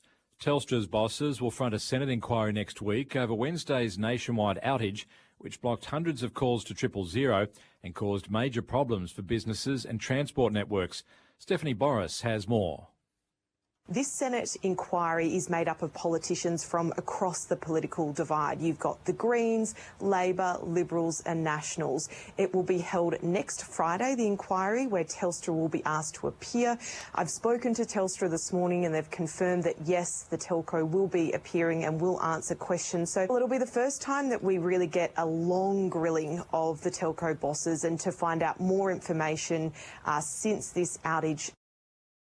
The US has called on Iran to publicly declare that the Strait of Hormuz is open as both countries prepare for peace deal negotiations in Oman. The BBC's Barbara Plett-Usher has the latest. U.S. senior officials were saying that they want a public statement which says Iran will stop shooting at ships in the Hormuz Strait and that all channels of the strait are open. Iran has been insisting that the only safe passage is a route through its waters along its coast. And the latest escalation was triggered when ships that were using a different route through the waters of Oman, which is on the other side of the strait, were attacked. So the Americans want a clear statement that this is not going to happen. The Iranians have made very clear that they want to keep control of the strait because it's a really valuable card to be able to disrupt the global economy. Russia has again struck Ukraine's capital Kyiv with ballistic missiles, injuring at least 10 people as Ukrainian forces await supplies of air defence munitions amid a shortage that's left the country exposed to Russian attacks. Harry Buttonshaw reports. Ukraine's Air Force says Russia launched 6 ballistic missiles, 6 cruise missiles and 121 drones, and that it downed at least 2 cruise missiles and 111 drones. But Ukraine is critically low on munitions for its Patriot air defense systems, and in recent weeks it's been largely unable to down ballistic missiles, which travel at several times the speed of sound. At the same time, Russia has stepped up attacks on the capital. So far this month, strikes on Kyiv and the surrounding region have killed more than 60 people.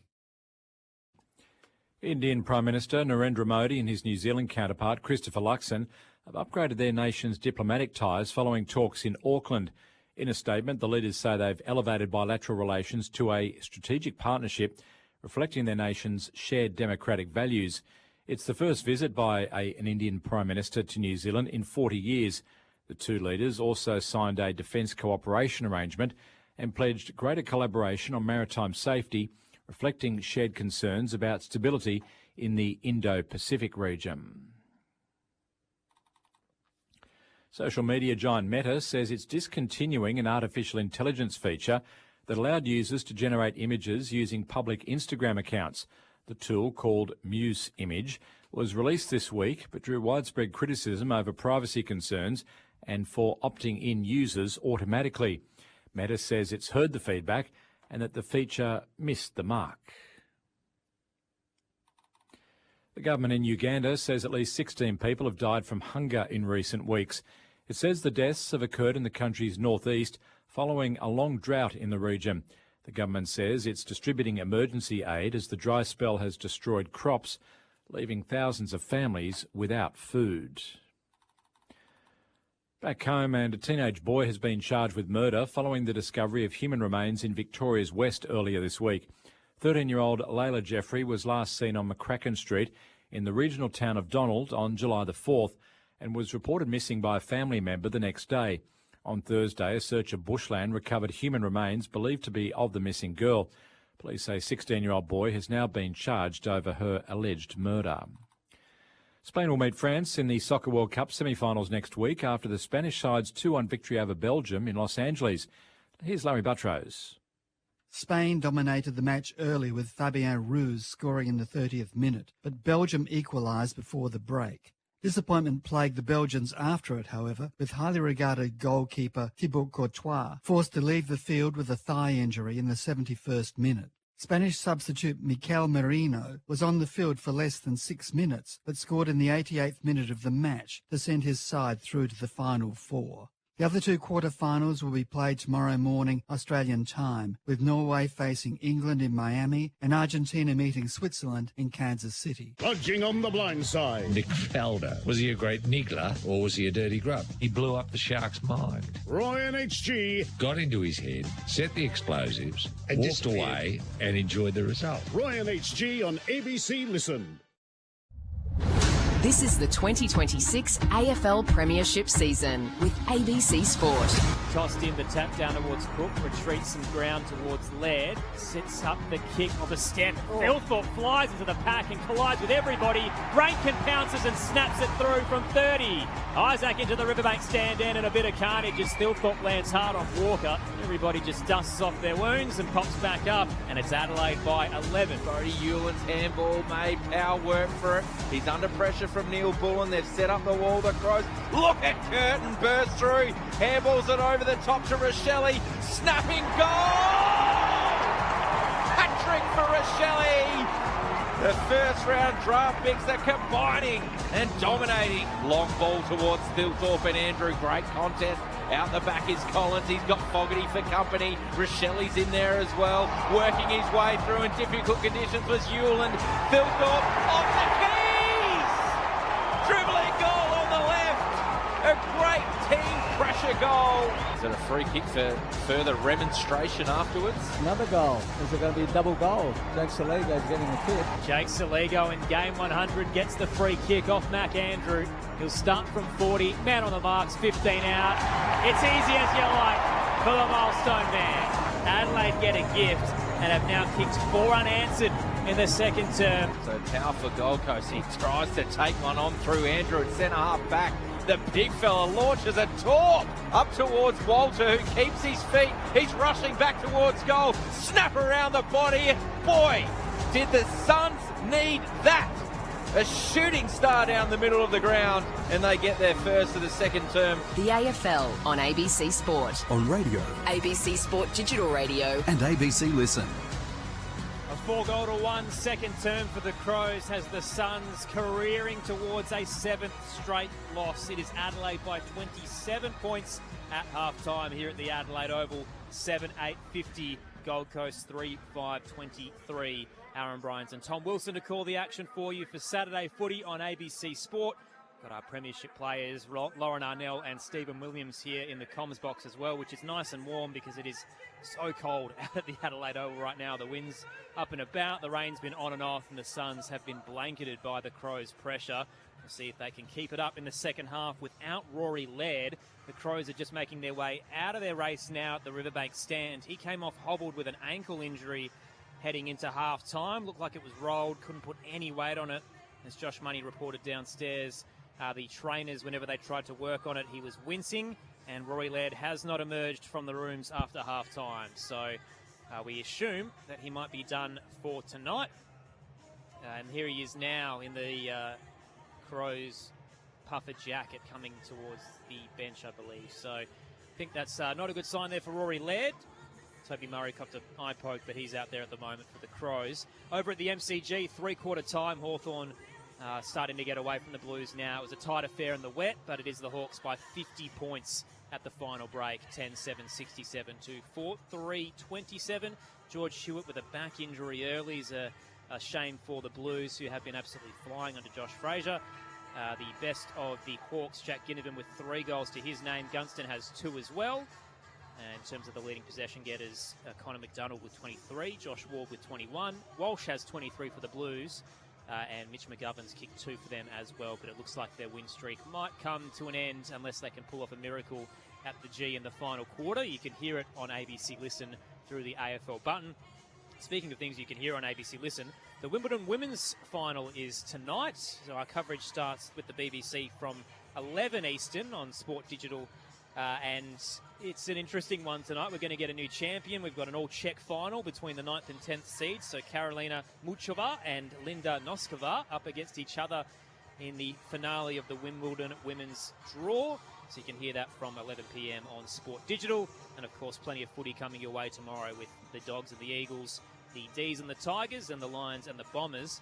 Earlier today, St Kilda defeating Port Adelaide by 14 points. The Saints were up by 36 at the half, got as low as 3 points in the third quarter. And then Port Adelaide had a horrific term in terms of injuries. So Jack Lukosius hurt his calf early, pinged it, played out the game, but didn't look comfortable. We had Lockie Jones with a rib injury as well, and Mitch Georgiades had a big collision with Rowan Marshall and out with concussion, so his 38 game goal scoring streak is over.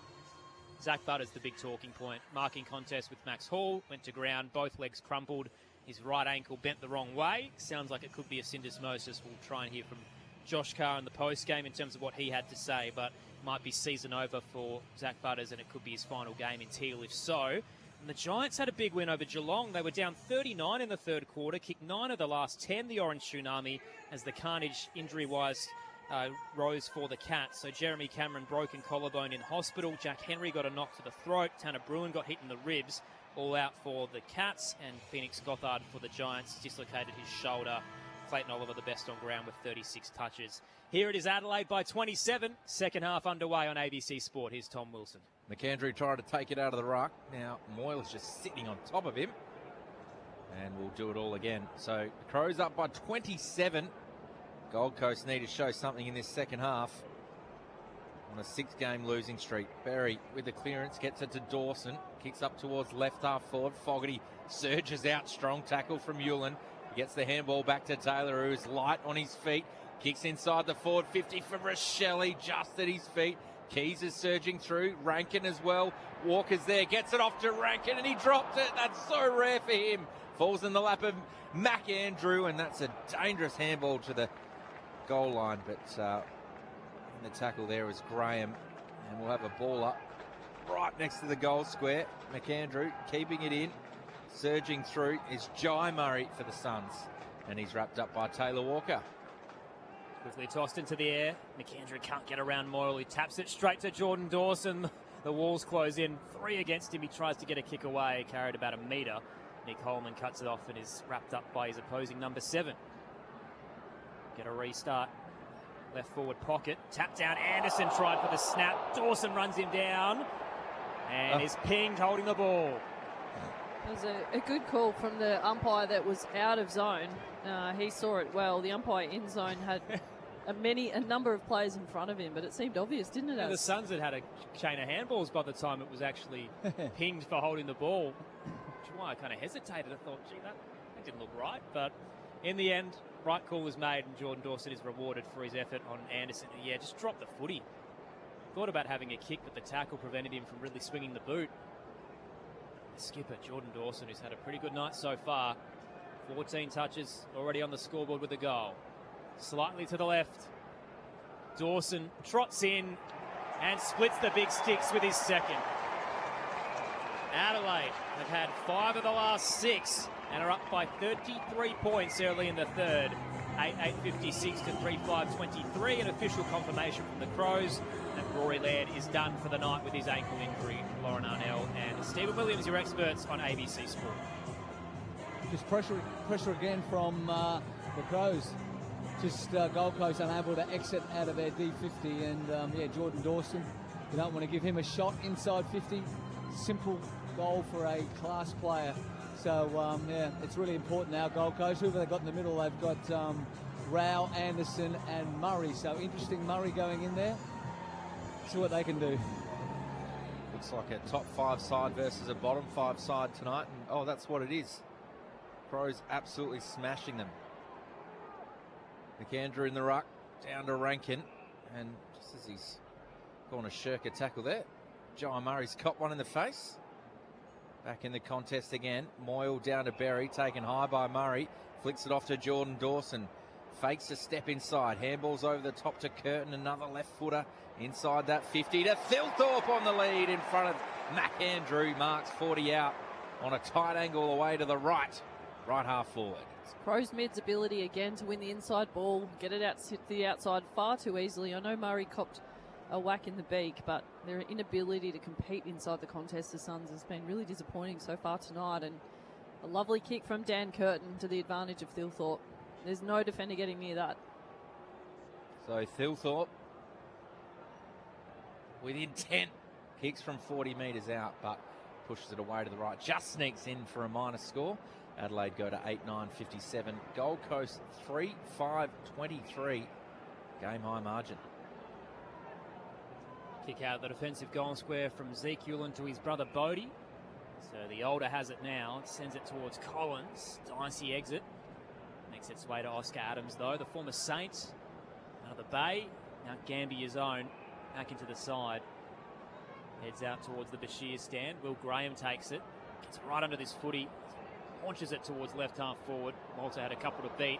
Dawson, rare fumble as he had the footy with so much momentum. He dropped it to his boot, knocked it towards Miller. Kicks into the 50. Suns have the numbers. Petrarca tries the Wormburner central kick. And waiting there was Taylor. He had so many options, and that was the wrong one. Mark Keane for the Crows heads to the left back pocket. Now waiting right in front of the Riverbank stand. End is Ben Keys, who can get the exiting kick for Adelaide. They're up by 34. Moyles in front with the spoil, but rode by Rankin, Berry, Taylor. Flicks a handball back to Keys at left half back. Kicks another one down the line, looking for Thilthorpe. Gets 2 hands onto it. McAndrew gathers for the Suns. Handballs to Miller. Sweeping handball to Powell, to Humphrey, to Rao. 60 from home. Kicks to the advantage of Walter. Gets a hand to it. Ball ace did well. Keane's pretty keen to have this out over the boundary line. And he does. Knocks it over in the right forward pocket. We'll have a throw in. The Crows leading by 34 points. They've had 5.5 gone in this third term. We knocked the AFL for their fixturing, but the two blockbusters tonight have both gone the same way. The Hawks are up by 54 in the final quarter, and it's Adelaide by 34 here in the third. Let's see if the Suns can shake that up. Tossed in, Moy with a double tap. Nearly knocked it straight towards Zach Taylor. Kicks high up and under towards left half back. Fogarty didn't commit to the mark, and it bounces off him.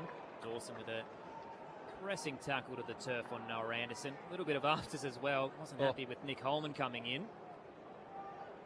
Now the stoppage here. Left half back. Tossed up. Moyle double tap down looking to Anderson. Again tackled by Rankin. Dropped it. Zeke Hewlin slings it out with the underarm. Whistles coming back for holding the ball anyway. Free kick going Adelaide's way. Christian Petrarca, the man pinged. Isaac Rankin moves it towards centre wing. He's on the run. Hot footy as a bullet pass. Slipped through his mitts. Zeke Hewlin under pressure. Hospital handball up and under to his brother, who's hard tackled by Berry on the way down. Ball up to come just forward of centre wing. Just no room, is there? Every time Gold Coast get the ball, Adelaide are just shutting them down with really good pressure. Rao tries to break the tackle of Berry. Not many people can do that. Ended up with Taylor to Dawson to Keys. Running off centre wing was Worrell. Bouncing handball to McAndrew. He just shovels it forward. Bouncing ball again. Fogarty's got some space. Collins can't lay the tackle. Fogarty runs around and snaps it through. His first on the night. Crows get another one in this third term. Their second. Their forwards are absolutely dominating. They're giving Gold Coast a footy lesson. 9-9-63.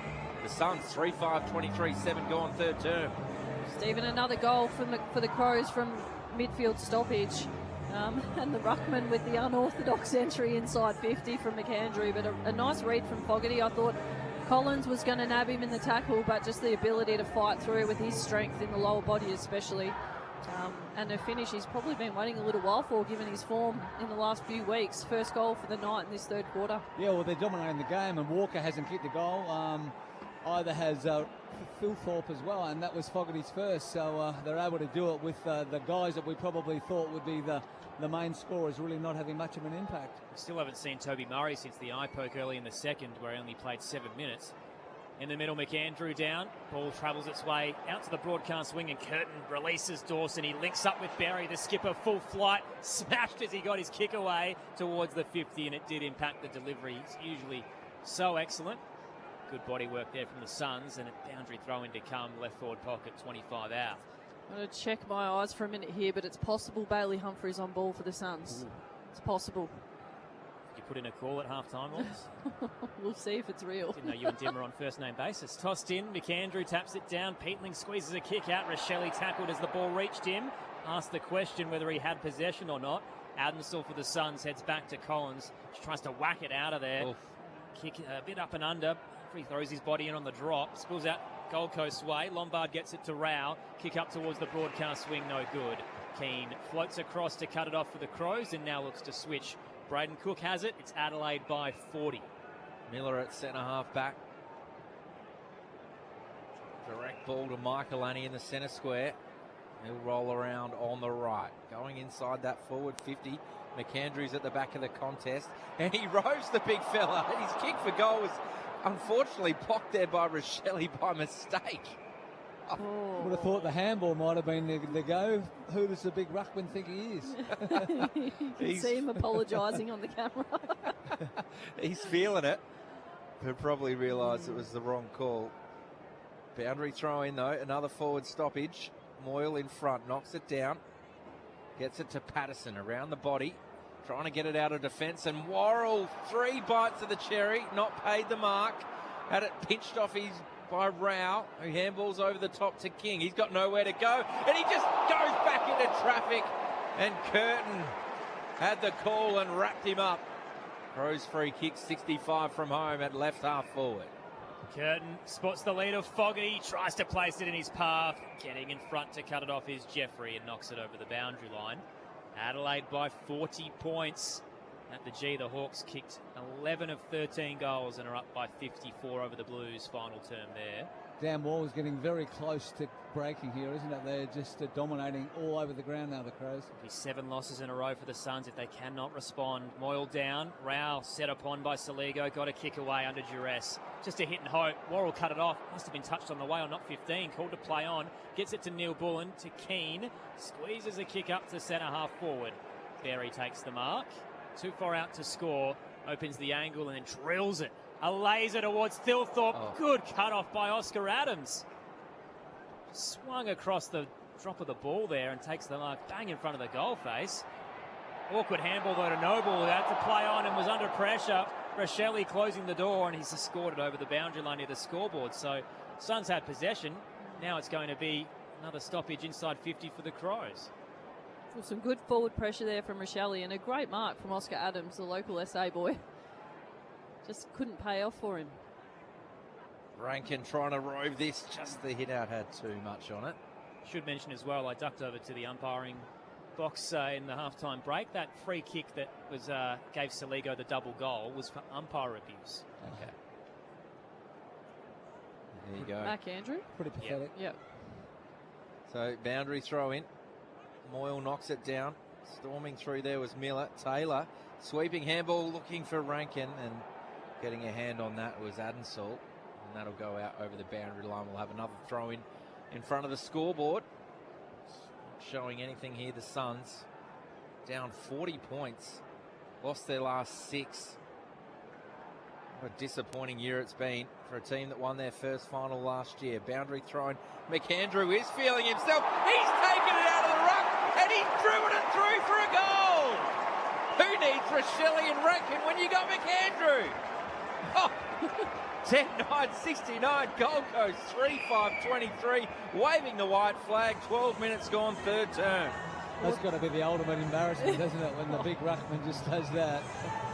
You know you're not going to win.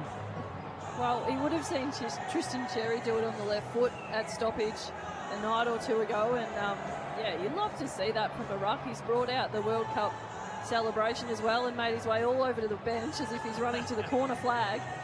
What about well the pickup? done. What about the pickup though? The boundary throw-in didn't reach the ruck when he was able to bend down, half volley it, dodge a couple of guys and dribble it through. Fantastic. It's the best goal of his life. No, Dawson's been so good, as has Sam Berry this season, but McAndrew would be a smoky for the Malcolm Blight medal this year. He's been just consistently solid. If Dawson doesn't win it, I'll walk to China. Toby Murray takes it out of the ruck, and that is a monster helicopter check side entry, but it's coming back. Free kick did go Adelaide's way, but they didn't think that was enough of an advantage. So back to the centre circle. Sam Berry to receive it. It's Adelaide by 46 points here. Berry just behind the centre circle now. Tries to repeat the effort from Toby. Not quite as punishing, but long enough to Thilthorpe. Andrew gets the fist in. Rochelle trying to keep his arms free in the tackle. Got a handball out. The Suns, it wasn't a handball in the end. Will Power brings him down holding the ball. Free kick Gold Coast. And the risk of ruining another turnover because the Suns have been poor in defensive 50. Josh Money downstairs.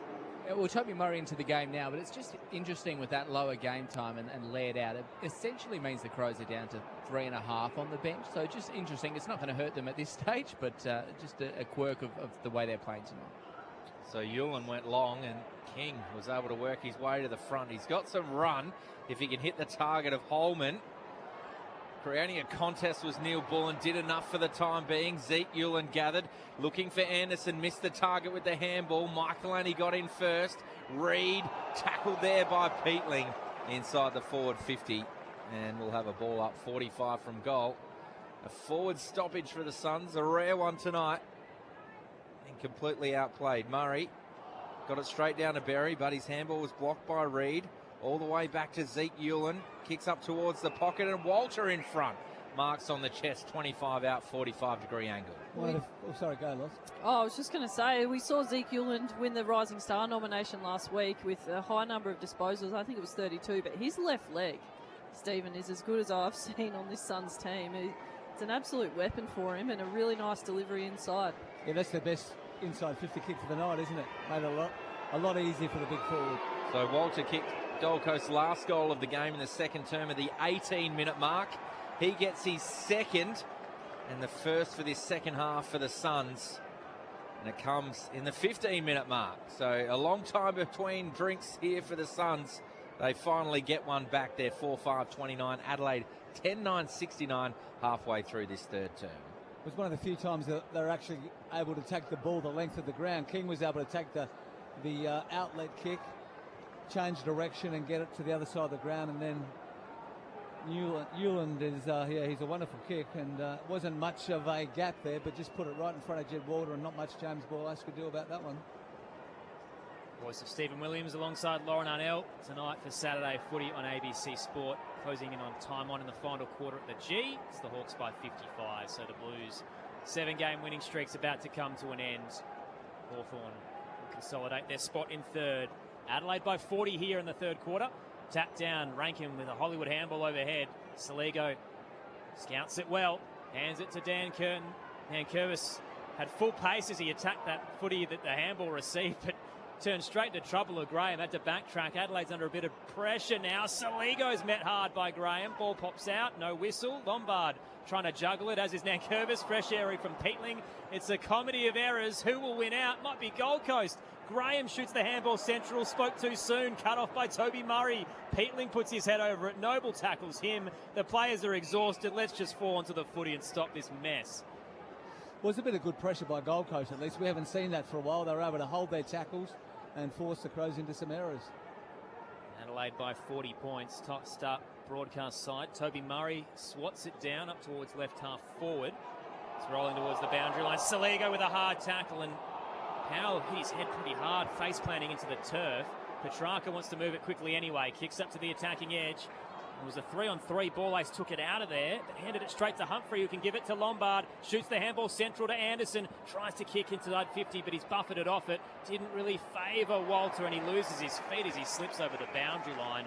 It'll be tossed in 45 out right forward pocket.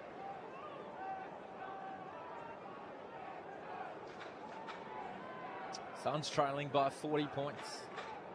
Another inside 50 here. Game's not over, but they need to start acting quick. Boundary thrown, Reed knocks it down. Just bounces off Ansel's hands into Rochelle's hands, who throws it on the boot. Hewlin running across the front of the contest. Collins did well to hold Walker out so Hewlin could mark. Back to McAndrew. He's at centre half back. Full switch on to Noble. He marks centre wing on the logo. 45 ball to Jeffrey. Looking for a target inside the forward 50. It's Petrarca and he dropped it. It was perfectly weighted. Worrell gets the handball away towards Neil Bullen, who's wrapped up by Zeke Hewlin in the tackle. It was well set up by Gold Coast. They were able to hit some targets, change direction again, and that one should have been swallowed. Crows by 40. Reed taps it down straight to Zach Taylor, though. He's tackled, couldn't get a disposal, holding the ball. Free kick. The former West Adelaide product, John Noble, and he wants to take the set shot here. I wouldn't blame him at all. He's got the leg for it, and there's just not much happening in terms of generating any offense inside 50 for the Suns. And on the marks just outside the arc, John Noble's going to have to give this absolutely everything. Warm welcome to listeners joining us on Sport Digital and ABC Listen after the NRL. It is Adelaide by 40 points over the Gold Coast Suns here. John Noble was thinking about a set shot from 55 out for Gold Coast, and he's pulled the old Harry Mackay. Decided to pull out of it late, drilled it low, and Miller took the mark. Low to ground, slips catch, 35 out. So milked some of the clock, even though they're down, and then speared it to a teammate closer to home. It was a good play, wasn't it? There's no point kicking the ball long to the goal line and just getting a long point. It was smart play, good team play. Took Miller now. Slight angle to the left. Hard and high, it's carrying towards the goal line, but fades left, and it is a minor score. So Adelaide by 39 points. If you just joined us, they've kicked 7 of the last 8 goals. They had 4 unanswered to start the second quarter. We're up by 5 at the first break, 27 at the half, and now it's 39. Sweeping kick from Worrell, got it towards centre wing. Dawson in there, Moyle, Miller. Man who just missed the shot, threw that out towards Graham. Play on, says the umpire. Peatling to Rankin to Curtin. Short to Saligo, not the required journey. Hospital handball towards Dawson. A bumping contest between Graham and Peatling, and I think Graham's hurt himself there. Josh Money will keep an eye on that. Quick kick up towards towards Riley Thilthorpe. He gets it to Walker, who was running towards an open goal, but drilled it away to the left for a minor score. That's 10-10-70. Gold Coast 4-6-30, and the umpires have stopped play here. We've got a serious injury, Josh. Absolutely, Tom. It looks like the top of that left shoulder or collarbone Dislocated shoulder for Graham. Yeah, looks like a really nasty one. So in the hands of the doctors right now, and you think his day is all but certainly done. Similar to Phoenix Gothard for the Giants earlier today, who, once it popped, he was just in agony. Didn't really know what to do. He was looking for advice. It obviously never happened to him before. It's Adelaide by 40 once again. Suns try to move it out to left half back. Miller tried to pounce on an errant kick. Couldn't quite reel it in. Jeffrey's there for the Suns. In tight traffic, he gets it out towards Powell, then Lombard. Now stepping inboard is Anderson. Inside 45 kick, nearly cut off by Curtin. Just got a fingertip to it, rolls towards the centre square. Walter came in, all guns blazing, and bounced off a couple of bodies. Ball shoots all the way to right half forward for Gold Coast. First to it is Dan Curtin. Patterson was tracking him. He's been very quiet on his second game. Adelaide win out. Kick across to Ball Ace, through defensive 50 to Michael Annie. Now out to right half back, where the mark is taken for the Crows by Cook, and he chips it over the top to Miller. 45 ball, looking for Worrell, who's worked his way up the ground. Got runners. Sweeping handball over the top to Dawson, 55 out. Taylor Walker all on his own, 40 out on a slight angle to the right. I think credit to the Crows. We've talked enough about the Suns' challenges tonight, but I think the Crows have set the ground up defensively really well, particularly since quarter time. And when Petrarca's trying to play against 4 and the ball's moving forward, and the Suns players consistently as the deepest forward can't reset. Dan Curtin's done a really nice job as the wing of sinking back and helping out his defenders. It's just easy transition going back the other way. He's kicked 3 behinds tonight. I don't often say that about Taylor Walker without a major. And I've mocked him there. Very unlike him. 4th behind of the night. Taylor Walker, normally such a beautiful kick. Adelaide 10-11-71. Gold Coast 4-6-30, 22 and a half gone in the third term. It's probably one thing the Crows would like. They're going to win the game, but just to get Taylor Walker and big Riley Thilthorpe into a little bit of goal kicking form. Joel Jeffrey has it. Left back pocket. Kicks up towards the eastern side. Andrew flies over the top of Dawson but can't reel it in. The skipper stays down in the end, wins the footy, kicks across the body. Thilthorpe has to crash the pack late. Shoots out towards Rochelle. Little sidestep as he breaks the ankles and screws the kick central to Neil Bullen. All class from Josh Rochelle, who had 3 of his own already tonight. And now Neil Bullen gets the set shot from 40 out. He's having a really nice game, Rochelle. He's had some good moments of defensive pressure inside 50 and just that square up to Neil Bullen, who I'll talk about more if he kicks the goal. He's played a very selfless role for the team tonight so far for the Crows. Had 3 goals last year when Adelaide pumped Gold Coast by 61. The 3 Brownlow Volts as a result. Alex Neil Bullen just picks up speed as he starts his approach. And it's an excellent finish. Double Python salute. And the vice-captain fires his first of the night. It's Adelaide by 47 points. They've kicked 8 of the last 10. 11-11-77 plays 4-6-30. Time on in the third quarter, whilst over at the MCG, Hawthorn by 69 over Carlton. About 5 minutes to go there. They just look such a much more polished outfit, don't they? When they get the ball, they don't fumble it. They have good vision around the contest. They use their teammates. And, yeah, it's a good confidence builder for the Crows. I think the work rate as well, if there's a difference between the two teams, as that's an immeasurable from the box, but certainly the GPS will tell the truth. The work rate from the Crows players to outnumber contests throughout the night has been impressive. 4 goals to 1 in the second term. 4 goals to 1 in the third. Total domination from Adelaide. Push themselves towards that top 4. Moyle in the ruck. Up against McAndrew, who got the handball to Peatling. Snaps it around the body. McAndrew's leading Thilthorpe in the race for this ball. Knocks it forward. Rao wrapped up by Berry. Look at him go. Tackle number 9. Just obsessed. Ball up. 70 from Adelaide's goal. Rao again. Saligo for company. Off towards Keys to Berry. Runs around on that right foot. Up towards right half forward. Walker's there with Oscar Adams, who knocks it out over the boundary line. Right on the paint of the 50 and that boundary paint. Crows leading by 47 points. 25 gone in his third term for ABC Sport. Win will move Adelaide into the top 4 temporarily. Lions have the Bombers to wrap up the round tomorrow to get it back.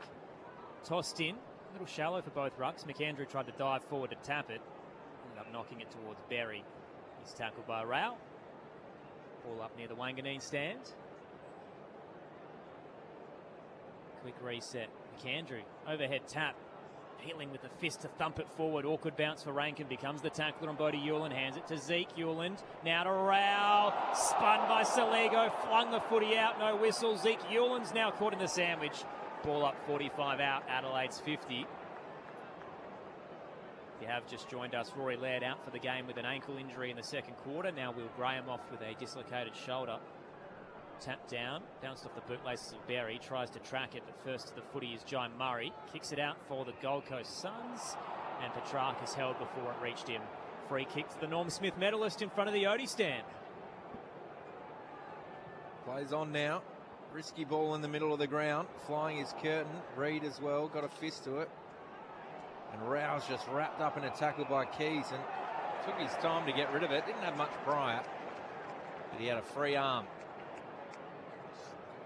Zach Taylor saw behind play. Spotted before me, Loz, well done. So he's got the doctors with him. Meanwhile, the ball goes inside the forward 50 and Thilthorpe marks. The Duke's out. Had a shot from here earlier. Probably just slightly further out in the right forward pocket, so he's going to set this up. He's going to have some flyers there, and one of them is Taylor Walker. He marks 15 out. He runs around and he snaps it through. And he says that is sweet relief. 4 behinds it took. Now the big Texan snaps one through. He's got his first major of the night. And the Crows are just soaring over the Suns. 12-11-83, Gold Coast 4-6-30, 27 gone third term, Josh Money on the boundary. Yeah, Tom, so confirmation it was a dislocated shoulder for poor old Will Graham at the Suns. That I'm told that the shoulder is now back in. It remains to be seen that we see him again tonight, but certainly a painful night for the Suns in a number of ways. That was just very, very easy, wasn't it? Taylor Walker just didn't even jump off the ground, just stood there and marked the ball. So the Suns, they're starting to not even compete now, which is pretty disappointing. And if they don't get a little bit of competitiveness back in their game, they could lose just by 10 plus goals. Diabolical downfall after competing in the first quarter. Tap down McAndrew straight to Berry. He launches one back towards the 50, just short of the arc. Backtracking Bodie Hewlin couldn't reel it in. Hankins alongside him. Andrew comes with the assist but can't gather the footy. Neil Bullen can. Hands it centrally to Saligo. Sweeping Superman dive to Taylor, who breaks 2 ankles. Balks to 30. Zach Taylor misses to the left. What a highlight reel that would have been. Minus score, it's Adelaide by 54.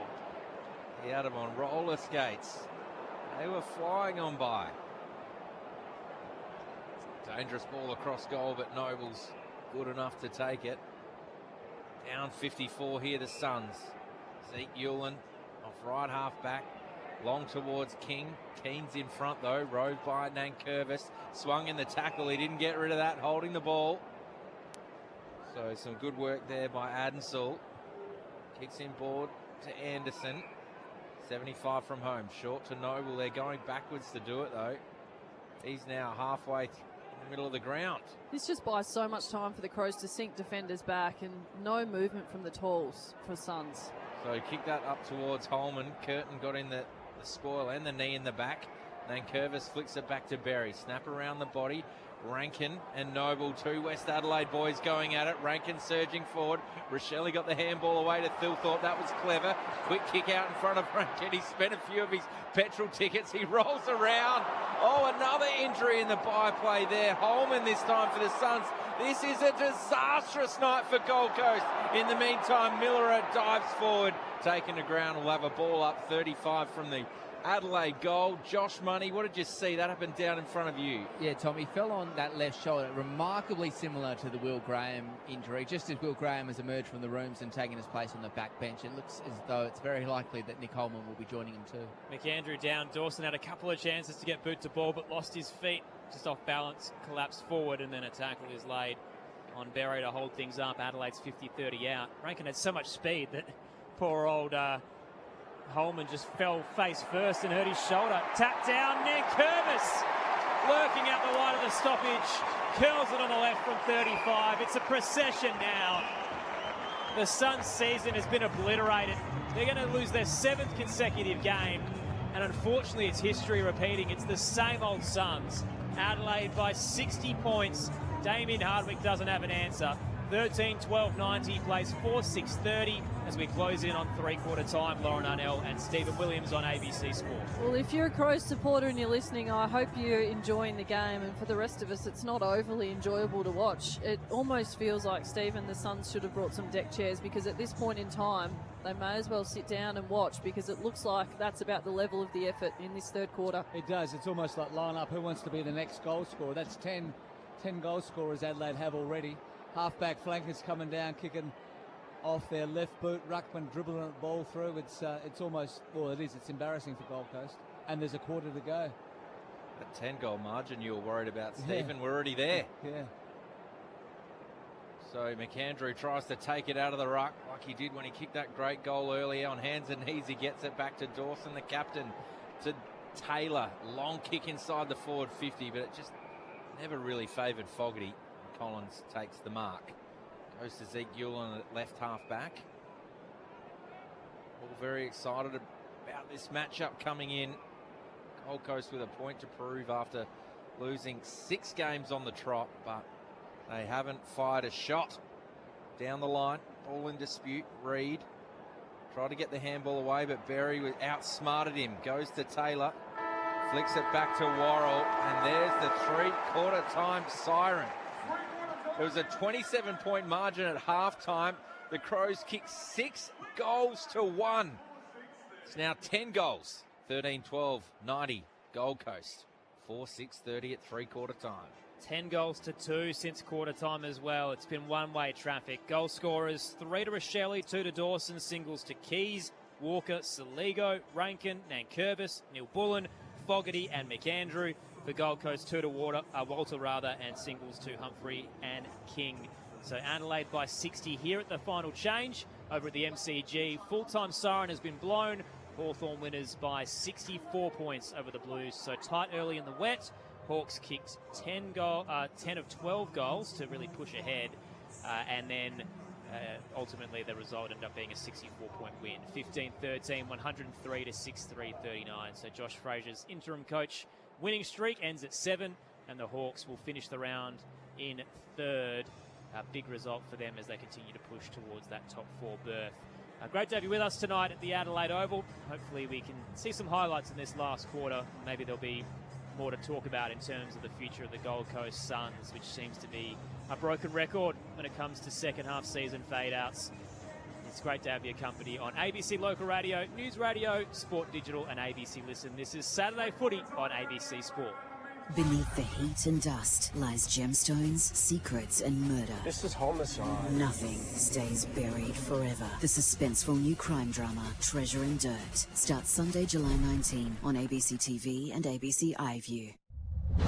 This is the 2026 AFL Premiership season with ABC Sport. Left forward pocket, tapped down Anderson, tried for the snap. Dawson runs him down and is pinged holding the ball. 14 touches already on the scoreboard with the goal. Slightly to the left, Dawson trots in and splits the big sticks with his second. Adelaide have had 5 of the last 6 and are up by 33 points early in the 3rd. Running off centre wing was Worrell. Bouncing handball to McAndrew. He just shovels it forward. Bouncing ball again. Fogarty's got some space. Collins can't lay the tackle. Fogarty runs around and snaps it through. His first on the night. Crows get another one in this 3rd term, their 2nd. Their forwards are absolutely dominating. McAndrew is feeling himself. He's taken it out of the ruck and he driven it through for a goal. Who needs Rochelle and Rankin when you got McAndrew? Got it straight down to Berry, but his handball was blocked by Reid. All the way back to Zeke Hewlin. Kicks up towards the pocket and Walter in front. Marks on the chest, 25 out, 45-degree angle. So Walter kicked Gold Coast's last goal of the game in the 2nd term at the 18-minute mark. He gets his 2nd and the 1st for this 2nd half for the Suns. Kicks across the body. Philthorpe has to crash the pack late. Shoots out towards Rochelle. Little sidestep as he breaks the ankles and screws the kick central to Neil Bullen. All class from Josh Rochelle, who had 3 of his own already tonight. And now Neil Bullen gets the set shot from 40 out. Alex Neil Bullen just picks up speed as he starts his approach. And it's an excellent finish. Double python salute. And the vice-captain fires his first of the night. The AFL on ABC Sport. On radio. ABC Sport Digital Radio. And ABC Listen. It's been a diabolical downfall for the Gold Coast Suns. And the Crows, meanwhile, they're surging up towards the top 4 spot tonight. 13-12-90. Gold Coast 4-6-30. They're about to lose their 7th straight game. The Crows will win their 5th in 6. It's been one-way traffic ever since quarter time. Aaron Bryans, Tom Wilson with you alongside Lauren Arnell, Stephen Williams. Rory Laird, the only blight for the Crows, an ankle injury in the 2nd quarter, out for the game. 2 shoulder dislocations for the Suns, Nick Holman and Will Graham coming in that 3rd quarter as well. Lauren, Steve, we've got a lot to unpack in the post-game if the game continues this way, but why is it that after the first break the Suns have fallen away so dramatically? To me, it just seems like a lack of effort. And there's been rumblings. You hear bits and pieces of gossip, and I don't think gossip's fair in terms of other players with Hardwick. Has he got him? Who knows? But all we can judge on is what we see on field and what's right in front of us, Stephen. And to me, it's non-effort. It's I'm so disappointed watching this game of footy. I'm happy for the Crows. I'm happy for the Crows supporters listening. I think they're doing everything they need to, and that's what we said in the pre-game. Is like, obviously the Laird injury is really disappointing, but the rest of it, they're dominating the game.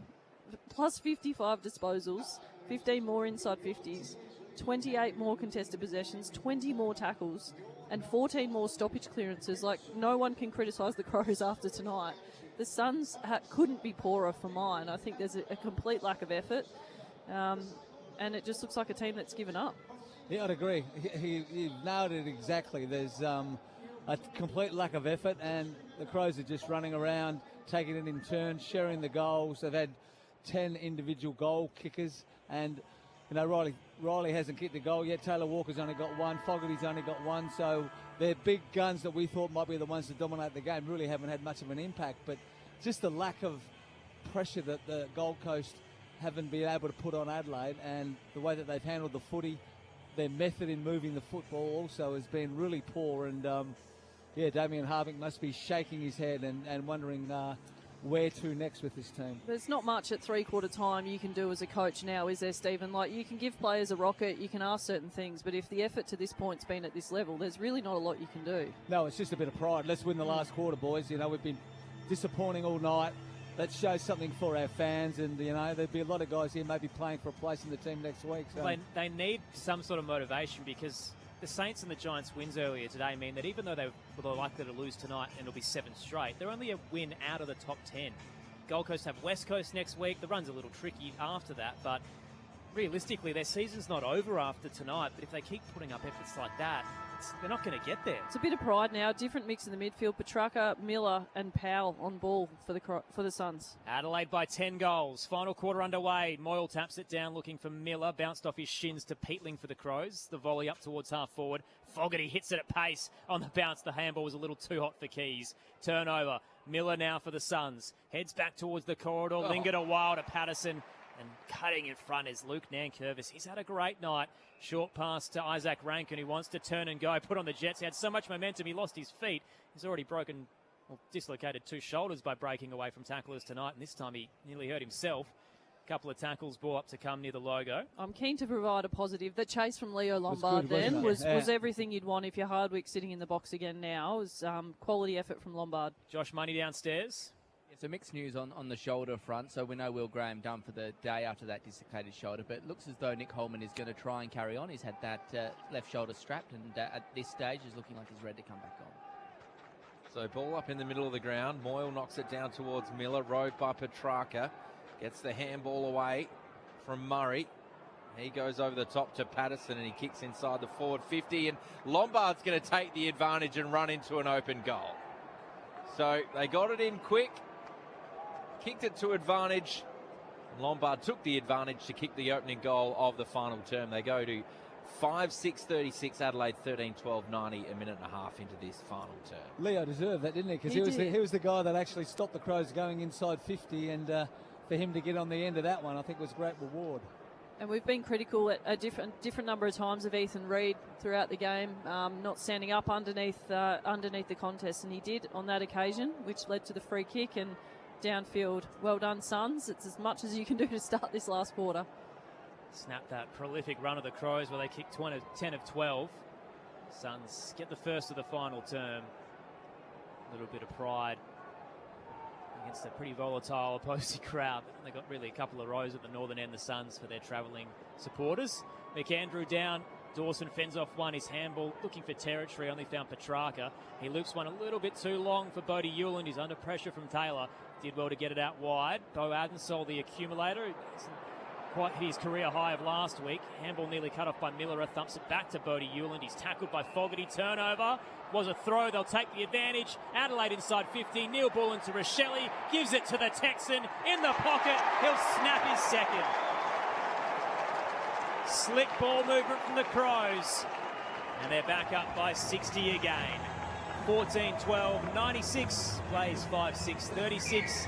2 minutes into the final term on ABC Sport with Lauren Arnell and Stephen Williams.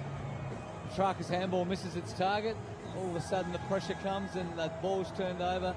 Adelaide walk in for a simple goal. I think we've talked about contest outnumber as well, Stephen, and may have been a little bit too critical of Petrarca at different times tonight, but it was his disposal that caused the initial pressure. And then when Crows kicked the goal, the contest had originally been outnumbered by Adelaide about 60 out, And once the goal had been kicked, you look up and see what's everyone doing, where is everybody? Petrarca still hadn't moved from centre wing. Concerning. 60-point margin. Back out to it. Miller just hacks this one forward. One of their best inside 50s this quarter, or this match even. Walter gets the handball out to Lombard. Miller there, tackled by Taylor. Can he get away from it? He does just at the last minute. Flick back to Lombard, the goal kicker. Now Miller could get a chance. Further back to Anderson. All the way back to Moyle, and he kicks a banana to the top of the goal square. Flying at that was Reed. Couldn't get a touch on it. Adensall knocked it away, and Walter took the head off his opponent, Wayne Miller. Ball ace. A few remonstrations there. Free kick, left back pocket to Wayne Miller. He's been good on return in the Indigenous strip he designed. Short pass to Isaac Rankin, who's in front of the scoreboard, left back pocket. Crows have had a jump of 5%, which is massive when the top four battle is so tight. Kicks up the eastern side. Dawson in front, knocked down front and square to Taylor. He'll hand it off to Fogarty, back to his skipper. Jordan Dawson leans back, guides it up towards centre wing. Rochelle knocked away from the footy on the drop. McAndrew had 4 to beat and gave it away. Collins for the Suns to Jeffrey. Tries to link up with Miller, but came back into trouble. Peatling with a tackle, but just slipped a little low. And the trick free kick going the way of Gold Coast, just behind centre wing, Bashir stand side. It's Adelaide by 60 at the moment. Through the corridor they go with the switch. So the mark taken by Powell heads to the broadcast side to Zeke Euland. He's been a shining light tonight. This is disposal 17 into the 50. The fly in front from Reed. Couldn't stick it. Petrarca leaves it for Jai Murray, but he's got 3 to get through. Spun down. Ball up to come. 40 out for the Suns. The willingness of Adelaide just to keep the pressure on, keep tackling has been. They could easily drop off now, but they've been able to maintain that pressure. Miller Roves gets it to Anderson. Quick kick forward. Keane's in a better spot. King gets through to spoil it over the boundary line in the left forward pocket.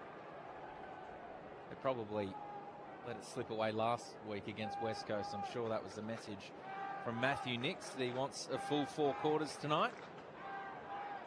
About top 10 for Gold Coast. If they make it, it's not going to matter with the way that they've been playing their footy across the last 2 months. Boundary throw in. Moyle gets it towards Anderson, wrapped up by Nankervis. Gets it towards Miller. Jai Murray with the footy, but he's tackled by Neil Bullen. Holding the ball.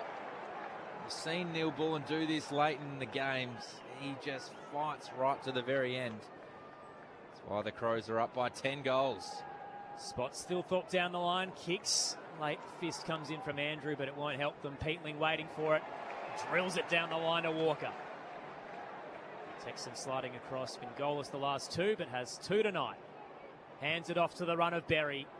He'll send it central, 30 from home. The early fly from Bodie Euland, who lands hard, and it leaves Rochelle open at the back to take it on his chest.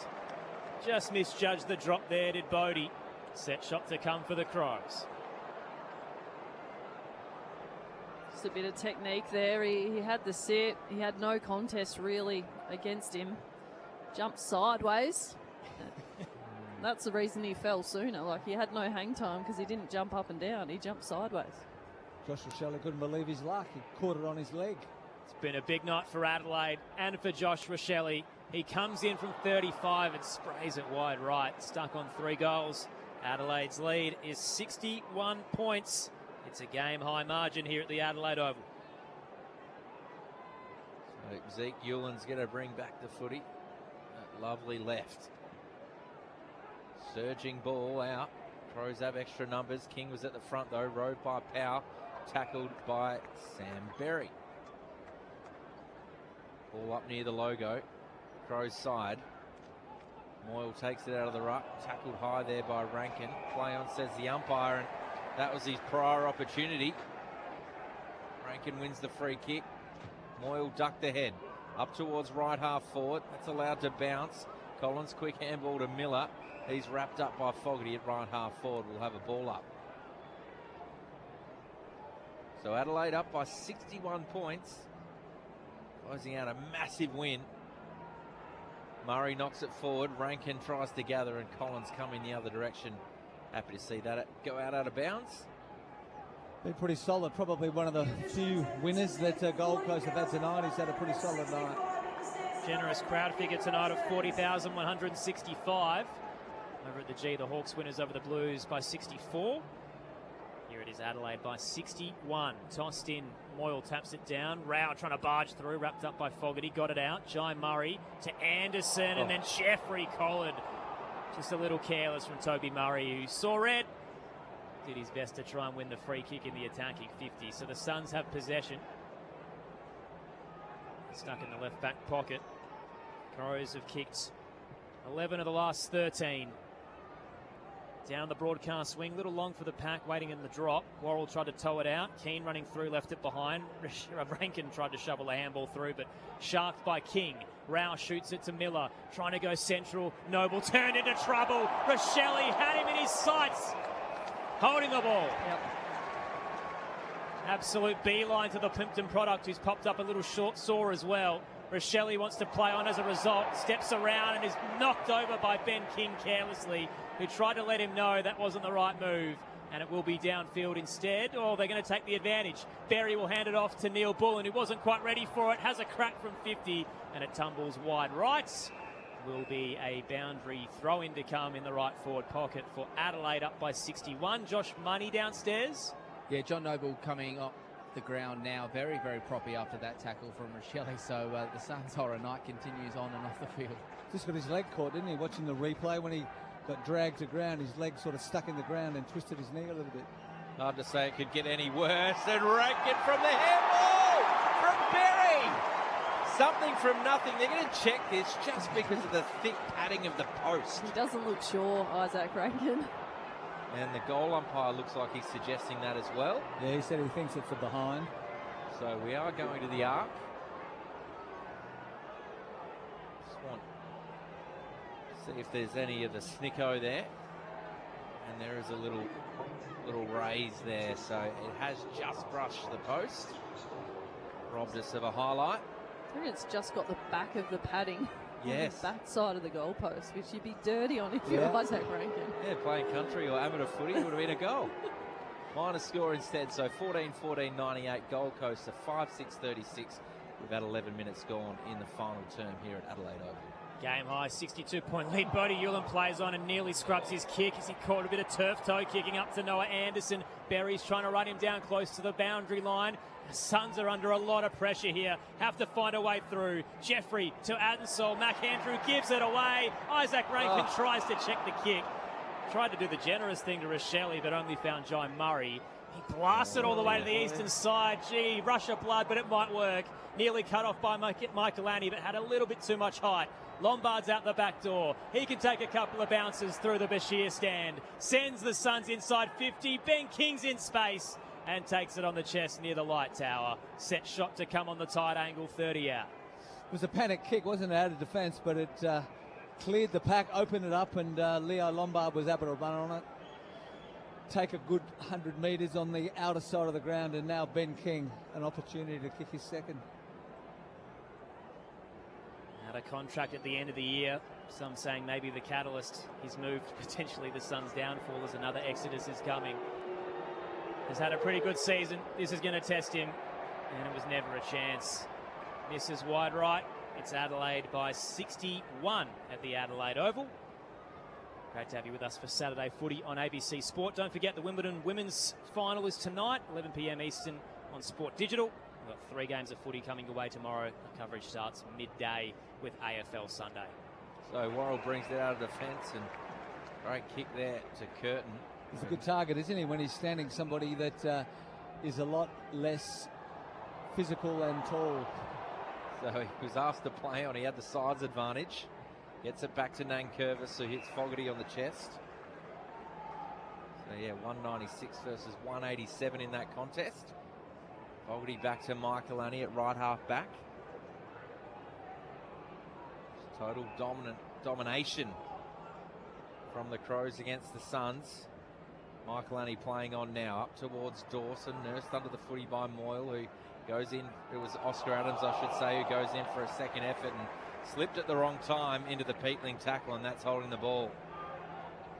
He's got it centre wing. Short ball now to Dawson in the centre square. Still 80 from home. Taylor Walker calling for it long. Goes short to Berry. 65 from home. Got a short target in Neil Bullen, but will go longer instead. Launching at that is Thilthorpe. Roving Rochelle. Gets a handball away. Thilthorpe. Ben Keys runs around on his left, but never had enough on it.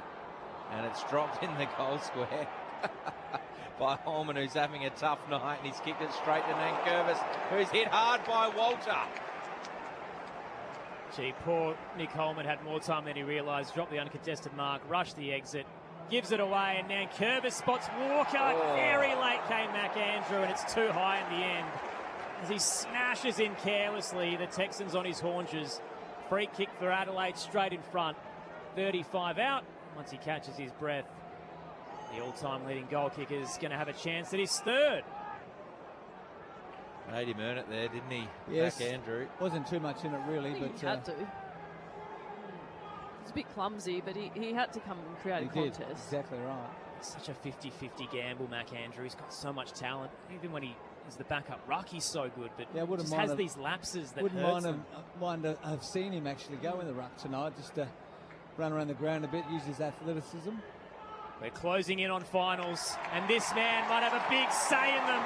Taylor Walker with 3. He's back to his best after a goal in this fortnight. And it is Adelaide by 67 points at the Adelaide Oval. 15-14, 104. Plays 5-7-37. Josh Money's downstairs for ABC Sport. Yeah, Aaron John Noble's been on the exercise bike for about 5 minutes now after that knock from Josh Rochelle. Not sure whether he'll come back on yet. I mean, the early signs are that he's trying to keep warm, so it doesn't look like there's grave concerns over that knee, but either way, not been a happy homecoming for the South Australian. Well, it's another little argument, really. I mean, I know the Suns are a bottom-end team this year, but by playing all of these tools, guys like McAndrew can't really go into the ruck because they need him tonight to play against a tall forward because there's so many of them. Good shout, Loz. Warren Arnell, Stephen Williams, our experts. Surging through the pack was Peatling. Handball forward, and he's going to get the 1-2 from Keys, who hooks for Walker. They kicked 4 straight behinds to start the game. He's a chance to kick the 4 straight goals after that. Change of matchup too. Sam Collins has looked after Fogarty most of the night and has now gone to Tex. Pretty tough gig, isn't it, playing defence when the ball just gets walked out of the middle of the ground and the guy can kick the ball to the leading forward. Can't be a good time. Clearance is 48-29 in Adelaide's favour. Taylor Walker from 40 metres out, 45-degree angle. And it's the noise of affirmation. What a turnaround for Big Tex. He's got 4. Adelaide 16-14, 110. This is a total embarrassment for the Suns. 5-7-37, 73-point margin. 9 minutes to go in the final turn. The average is 3.1 goals against Gold Coast, so the most against any side in the competition. So he's having the Gold Coast have certainly played him back into a bit of form. And a warm welcome to everybody who's just joined us from the MCG. Unfortunately, this game's like yours. One-way traffic where the Suns are up for the fight in the first quarter. It was Adelaide by 5 at that point, and it's been a procession ever since. Adelaide kicked 4 goals to 1 in the second, 6 goals to 1 in the third. They've had 12 of the last 15, and they raised the bat for the 5th time this season, 16-14, 110 to 5-7-37. The Suns are about to lose their 7th game in a row, but because the Saints and the Giants won, and also the Blues losing tonight, they're only still a game out of the top 10. Out of the middle, Sam Berry again, blazes away, arching the back into the 50. Walker with a big shove on Collins, out the back door. Thilthorpe tries to tow it, picked up by Gold Coast. Collins missed the handball though. Has some assistance from Adensall at left half back. He's got 2 closing in. Spins and drops the footy. Tries to tow it forward. Only found Peatling. Hands it to Neil Bullen. Nankervis with the sidestep. Trying to slide away from a couple of tacklers. He'll hook it across the body. Thilthorpe's waiting. Andrew nearly cuts it off. Becomes the tackler. Zeke Hewlin picks it up. Whistle coming back. Free kick. Going the way of Adelaide for a push. Ben Keys is going to have it in the tight angle. Right forward pocket. Lauren Arnell, Stephen Williams, your experts tonight. Just very quickly, crew, what's the story of this game? What happened after quarter time? Oh, the Crows have shown up and the Suns have not. As simple as I can put it. They were pretty good in terms of their contested possession in the first and the tackle count, but it's the same old Suns now ever since Damien Hardwick looks lost in the coach's box. There's been some egregious errors. They've panicked in uncontested moments. And Adelaide has pounced.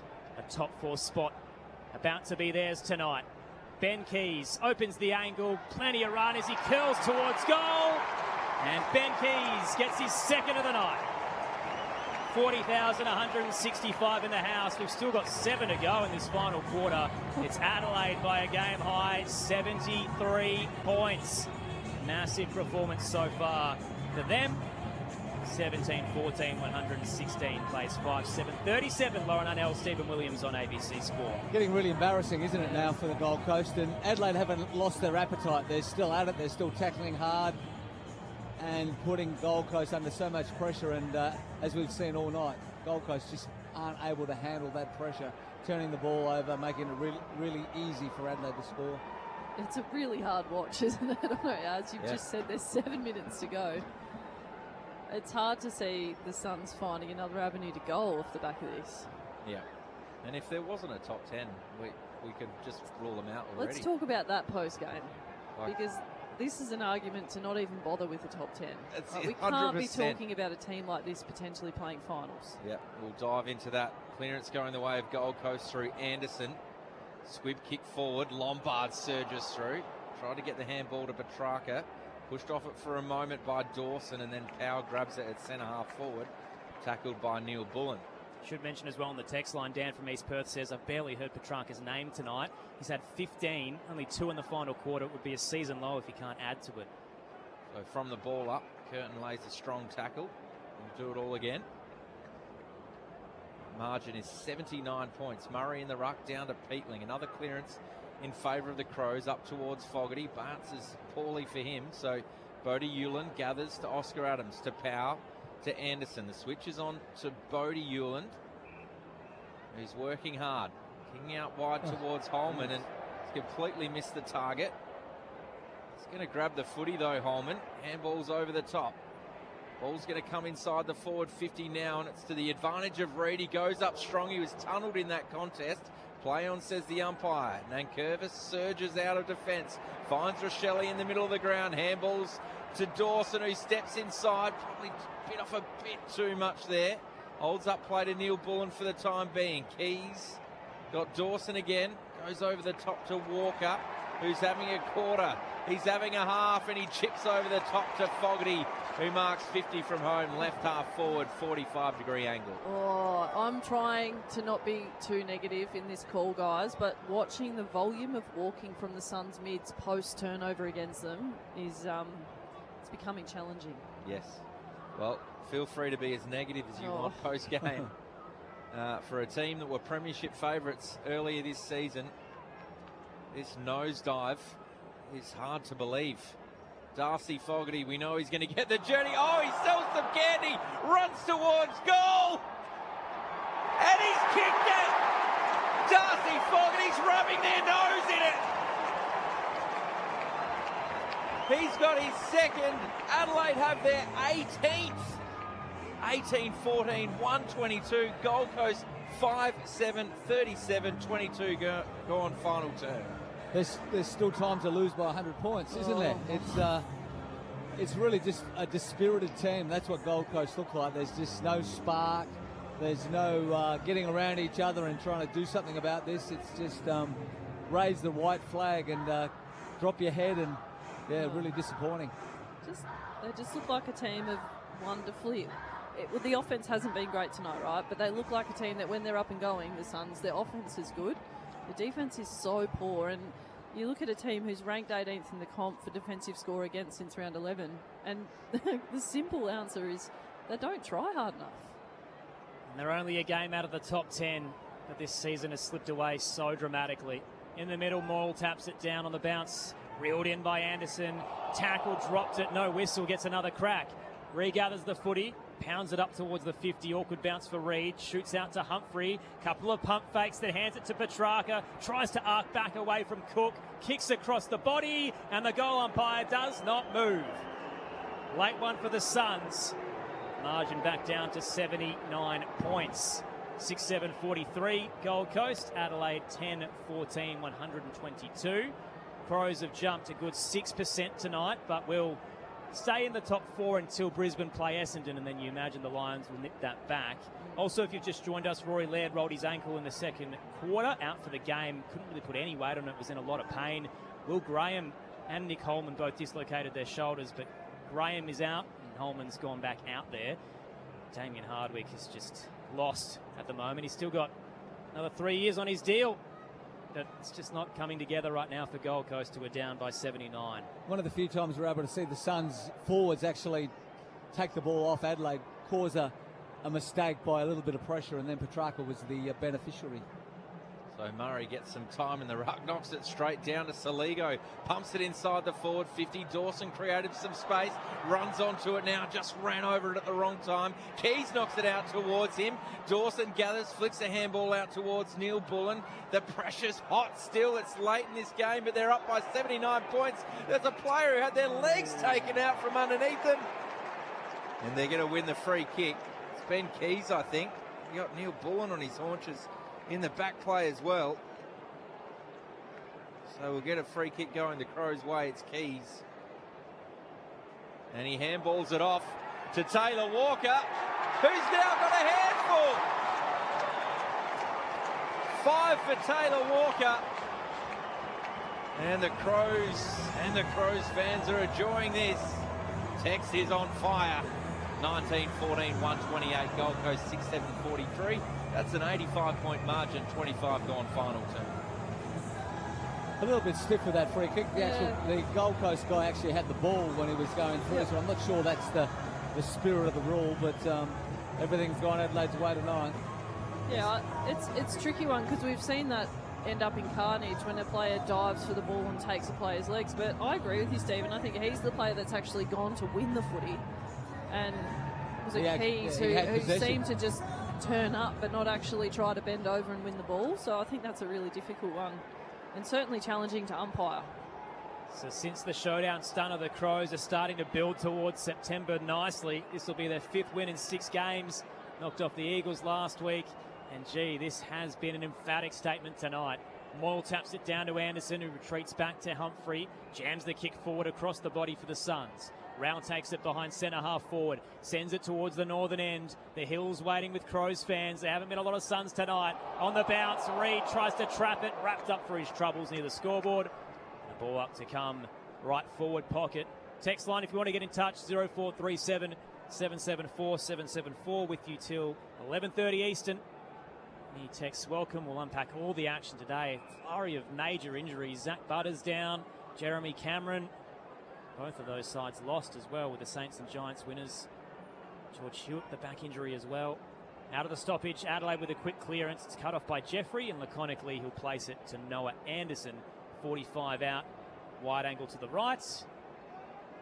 Just seen some vision of Damien Hardwick's 3/4 time address when they were down at that point by 60 points, and it's pretty volatile. He's running out of patience. The Suns senior coach. Noah Anderson has milked the clock right down to the final buzzer. Starts his approach at the Wanganeen stand. It's a long one. Wind in his face as well. Noah Anderson tries to get everything, but it will pitch up towards the goal square. Toby Murray flies with a few to get a hand in. Braden Cook shovels a handball out. Saligo gets it to Curtin, and he wallops it out of there with a spiral towards Thilthorpe. A couple of fists from Andrew and Collins. It'll be tossed in at the Odie stand. Saturday footy on ABC Sport. Reminder as well, the Wimbledon women's final tonight. All check affair. New champion to be crowned, 11 p.m. Eastern on Sport Digital. Hopefully the tennis is a bit closer than the football.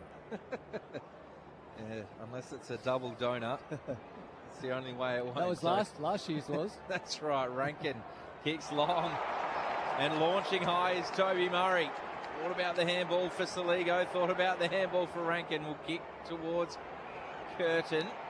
He's got it 55 from home. Runs to the 50, up towards the top of the goal square. Dawson! Couldn't quite complete the mark because Adams was in front, so both had a bite of the cherry. And the young defender takes the mark at the top of the goal square. Just the time that Dan Curtin had, he was just standing out there, no one come near him. It's just, the pressure just is non-existent by the Suns. So Lombard with the footy. Runs towards left half back and kicks towards the wing. Petrarca fresh off the bench. Bailey Humphries there. Thilthorpe in the contest. Humphries still there. Thilthorpe tucking it under his legs. And the umpire can see what he's doing. So we'll have a ball up true centre wing. Crows leading by 85 points. Thilthorpe in the ruck banner with Moyle. Ripped away by the Sun. He kicks it up to the attacking edge. Humphrey does well on the bounce to get it to Lombard. He's looked good tonight. Bounces through two under pressure. Hands it to Miller. Clean at ground level. Gives it off to Petrarca. Now on the spine. Dylan Patterson in game two. The glitch to the goal square. Walter flew a little early. Had so much momentum, but he's bowled over in the process by Ball Ace. They're going to call it a free kick set shot to come. No chance. And a blood rule as well as Ball Ace lands on top of Keane. Didn't look to be a hell of a lot in that. I just thought Jed Walters just didn't really judge the ball too well. Almost falconed him the way he flew at it. They need someone to look after them, the Suns. Nothing's been going their way tonight. Jed Walter, who's one of their key forwards, is eyeing another club. He's probably been their best performer. He's looking for his third tonight. For $6 million over 5 years on the table from Essendon. Yeah, Suns team is playing like this. What's worse, Essendon or Gold Coast right now? You might as well just take the money. He's a Queensland kid, though. He's a genuine Gold Coast kid. Palm Beach, Currumbin, I think. Only 21 as well. This, the notorious continual exodus of Suns. He's the poster boy in terms of losing young talent if he goes. Walter starts at the light tower. Tight angle. Couple of steps. Powers it through to the northern end. Suns get one back, and he's got three. It is Adelaide by 79 points.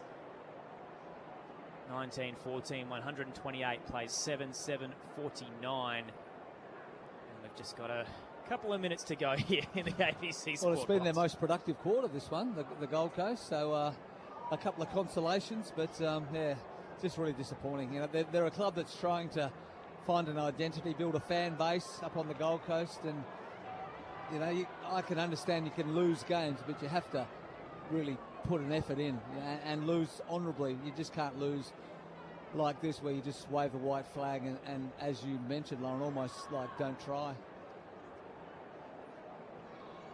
So, minute and a half of pain for the Suns to endure and their fan base. And some more time to enjoy here for the Crows fans. Berry just waltzes out of the centre square up towards Thilthorpe and outmarked by Mac Andrew. Goalless tonight, Riley Thilthorpe. Anyone who hasn't really joined the party. Andrew, oh, that's an awful kick.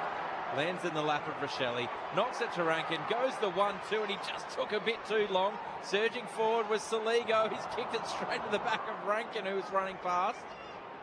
Jeffrey to Andrew. Now to Zeke Hewland. Play the Benny Hill music here. And he kicks wide. Oh, drop chest mark outside. On the outside of the ground by Patterson. He's been tackled by Cook. Swung into 360. Goodness me. Blow the siren. Blow the siren. Would you, just set it on fire, this tape, in the Gold Coast Review? These types of games reaffirm to me I'd never do your job, Tom and Az. I don't know how you're getting this play-by-play done. We've been very lucky all year with some absolute thrillers. We were due a pretty one-sided affair. And look, a lot to unpack with the Suns' downfall, but glass half full, the Crows are steamrolling towards September now. Yeah. 5 wins in 6 games. They'll be in the top 4 tonight. Next week's the test, isn't it? Going to Sydney and playing a contender. Toby Murray down, but there's a holding free kick going Gold Coast's way off the ball. Saligo against Noah Anderson. They've done everything that they should have done tonight against a side that's been struggling, but they'll judge themselves next week against a quality side in Sydney. What a game that's going to be Friday night. Adelaide and Sydney. The Suns move the ball through the eastern wing. Petrarca gets it to Holman up towards the 50. King flies, couldn't trap it. Nankervis clean gives it off towards Miller. Chips the kick to Fogarty, right back pocket. He'll lean back out towards the broadcast swing. Mark taken by Max Michaelani. What a night it's been. Adelaide dominant over Gold Coast to a winless at the Adelaide Oval still. The Crows cash in on the setting Suns. Their top 4 dreams gain more steam. And Gold Coast, gee, their season is in tatters at the moment. 7 losses in a row. It's Adelaide by 79.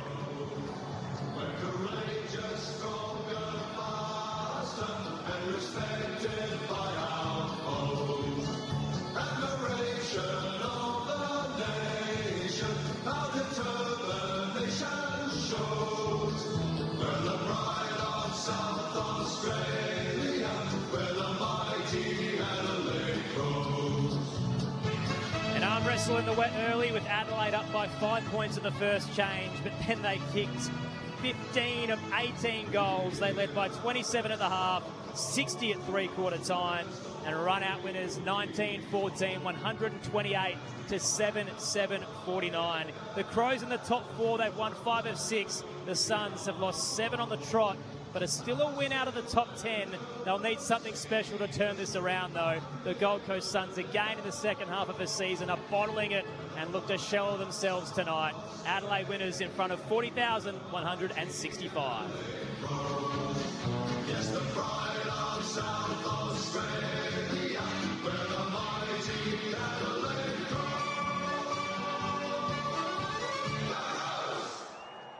A dominant display to really flex their credentials. There's no doubt that Adelaide are in the hunt for a double chance this season. And we've got the Swans on Friday night, and the Suns will face the Bulldogs next weekend on Sunday. Tough run home that includes Carlton, Melbourne, the Giants, Brisbane, St Kilda. These are all teams fighting for finals. They look devoid of answers right now. Rory Laird, the only downside for the night for the Crows with that ankle injury in the second quarter. Text line 0437 774 774 to get in touch. David's a happy Giants fan and listening from Sydney. Says Ned Moyle is the only thing remotely positive about Gold Coast tonight. Yeah, there's been it's been hard to find them. Lauren Arnell, Stephen Williams to break it all down for you on ABC Sport. Yeah, I think I'd love to add to the text. I do think there's some other positives. I think Jed Walter, he kicked 3 out of 7 goals for the footy team. Lombard, we saw some good stuff from as pretty much a genuine high half forward. And Zeke Euland I like. Oscar Adams had some good moments, and beyond that. They're probably Noble and Rowell as Matt well. Rowell, yeah. Noble was okay early until he got injured, and Rowell I thought got back into a little bit of form, but there wasn't too many others that jumped on board, and very disappointing to come here and compete only 5 points down at quarter time, but then 27 and a half, 60 at three-quarter, and 79 at the end of the game. So, there's a lot of soul-searching to be done just to find out what's actually going on up there, because it's been really disappointing after a big start to the year. A demolition job from the Crows, really, wasn't it? And as we've said early in the pre-game and throughout the game, it's really all they needed tonight, other than the injury to Rory Laird. That'll be the one that concerns them, because he's the kind of player, not just his ball use from their back line and his smarts, but I think the experience that he adds as they go towards potentially a top 4 finish. You just hope that's not a long-term ankle. Hopefully just a short one, because I do think they need him in this back line.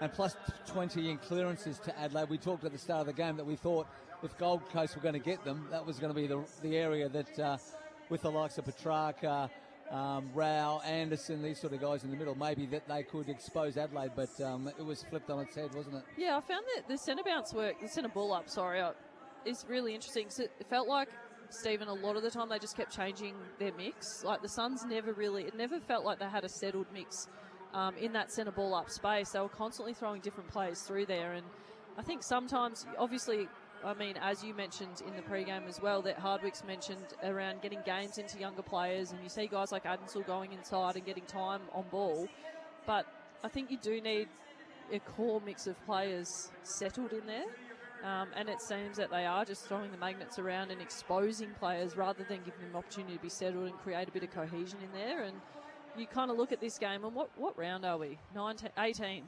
It was played like a round 22, round 23 game where the whole thing's written off. We're done and dusted. Looking forward to wherever we're going in the off-season trip and whatever surgery is required. But it's only round 18. Like, you just can't be showing up like this. Whatever the team is, you have to show up better than this. There's problems at an effort level that have been there for months now, but the messaging top down as well, as you touched on, Lauren, where it has shifted from, premiership favourites and a team that Damien Hardwick, at the start of the year felt like we're going to be a contender, and he said a few years ago 80% of our next premiership list is here right now. There's only 43% left out of that. But now they're talking about the kids and the future prospects and how good are the academy guys. And you go, you're only a win out of finals, and you're talking like you're planning for 2027 already. And I do wonder if that plays a factor mentally for where they're at. One of the stats I was sitting on all night and wanted to see kind of how it played out was second half fade-outs in terms of the season for Suns. So in the last few years, post the bye, the Suns have won 33% of their games, and before it they've won 46. In terms of the first 6 weeks of the season, in their 16 campaigns that they've existed, 14 of those times in the first 6 weeks has been the highest ladder position they've had for a year. So they've started hot and they dramatically disappear. And it is a continual trend that outside of, I think, 2023 has essentially happened for the last decade, where they look like they're going to finally take that next step and then they just totally bottle it late. And it just, it's a broken record that I think we're getting tired of. There's so much talent there. There's no doubt about that. And you can understand maybe early in their life that they got younger players and they start to get tired towards the end of the season, but they got seasoned players in their side now, and I'm not sure about how their injury list goes, but obviously Rioli's not playing, but there's not a lot of other guns that aren't out there, is there? Lockie Weller or Alex Davis, they have good players. They haven't been decimated by injury like a lot of clubs, like Richmond or somebody like that. Or Adelaide. Yeah, there's no excuse for that, and to constantly drop away towards the end of the year, and it's just about effort. As I mentioned, you can lose, but this is a really poor way to lose. You're not bringing in Christian Petrarca if you're thinking about your academy kids. I mean, I know there's spin. That's just a major cop-out. A club that was meant to be something, the amount of money that's spent up there, the amount of concessions that they've had. They punted out Stewie Dew because Damien Hardwick was going to be the saviour. He got him to finals last year, but now he's really going to have to go back to the well. And, maybe he pulls out the Richmond reference of 2016 when they had that absolute shocker. They all got together, they learnt a lot and went on to have a dynasty. I think all of us would be hoping that they can be much better than this because, we're demoralised as people that love covering the game, love talking about the game, love watching the game. Imagine if you're a Gold Coast fan. You want to build a brand, don't you? You want to build a brand that you can rely on, that you can go and watch and be proud of, and it's just not happening at the moment. It's a flat night for Gold Coast. We'll unpack it for certain across the next half an hour or so, and you can get in touch on 0437 774 774. Unfortunately, the Suns weren't the only thing that didn't turn up tonight. Our connections to both of the rooms died pre-game, so we're going to get some interviews at ground level very shortly, and we'll turn around the song for you in a moment's time. You might even be able to hear it. They usually play it through the Adelaide Oval PA, so we might have a bit of luck here, but Josh Money's certainly making his way down to get some reactions from both camps if the Suns haven't jumped on the team bus within the next 20 minutes or so. They might want to get straight out of here, but you wouldn't be hanging around, you would you? wouldn't want to be talking about this one, and I'd be very interested to hear what Damien Hardwick has to say. A lot to unpack through the day, not just this game. We'll have a look at Zach Butter's ankle injury and the Saints win as a result of it. Just carnage for Port Adelaide in that contest at Docklands. And the Giants' comeback win over Geelong. They were down 39 and kicked 9 of the last 10. They've now had a pretty good run so far, the Giants, where they've beaten Fremantle, Hawthorn, Brisbane, Melbourne and Geelong this year. So that's 5 of the top 8. Yeah. It's an excellent performance, and we'll see if they can continue that wave up until a wildcard spot. Well, they're a side that you wouldn't want to play when they get everybody back, and they can kick goals and put them on you pretty quickly, as we saw in that 14-goal third term against Brisbane a number of weeks back. So exciting to see them play, and they have a brand, and when it's up and running, it's pretty hard to deal with. And they certainly have had injury excuses this season. So, they're a team that can be dangerous at the back end of season. They've done it before.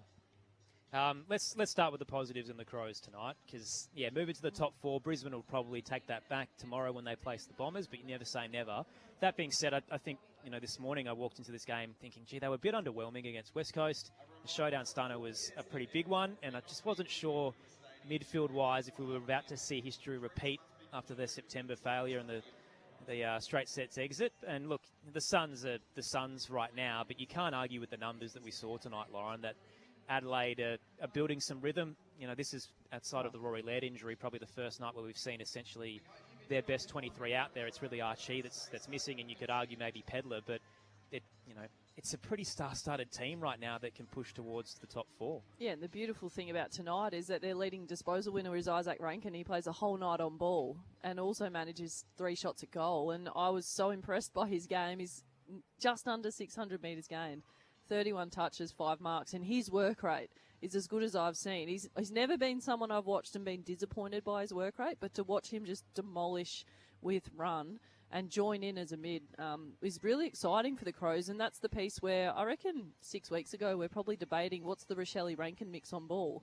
And the last couple of weeks I just watched them invest all in Rankin being the one that goes inside. And Rochelle might get a little bit of a pinch hit in there, but I think they've settled on Rochelle being that dynamic forward, and he's their leading goal kicker tonight. Sorry, underneath Taylor Walker, who partied hard in that last quarter. Sure did. 9 shots but at goal. beyond that, like up until 3/4 time, Rochelle is a leading goal kicker for them and having a massive impact. And I like where they've settled with that mix. And I think Rankin as a mid for 4 quarters is an exciting mix for them around your Dawsons, around your Berries.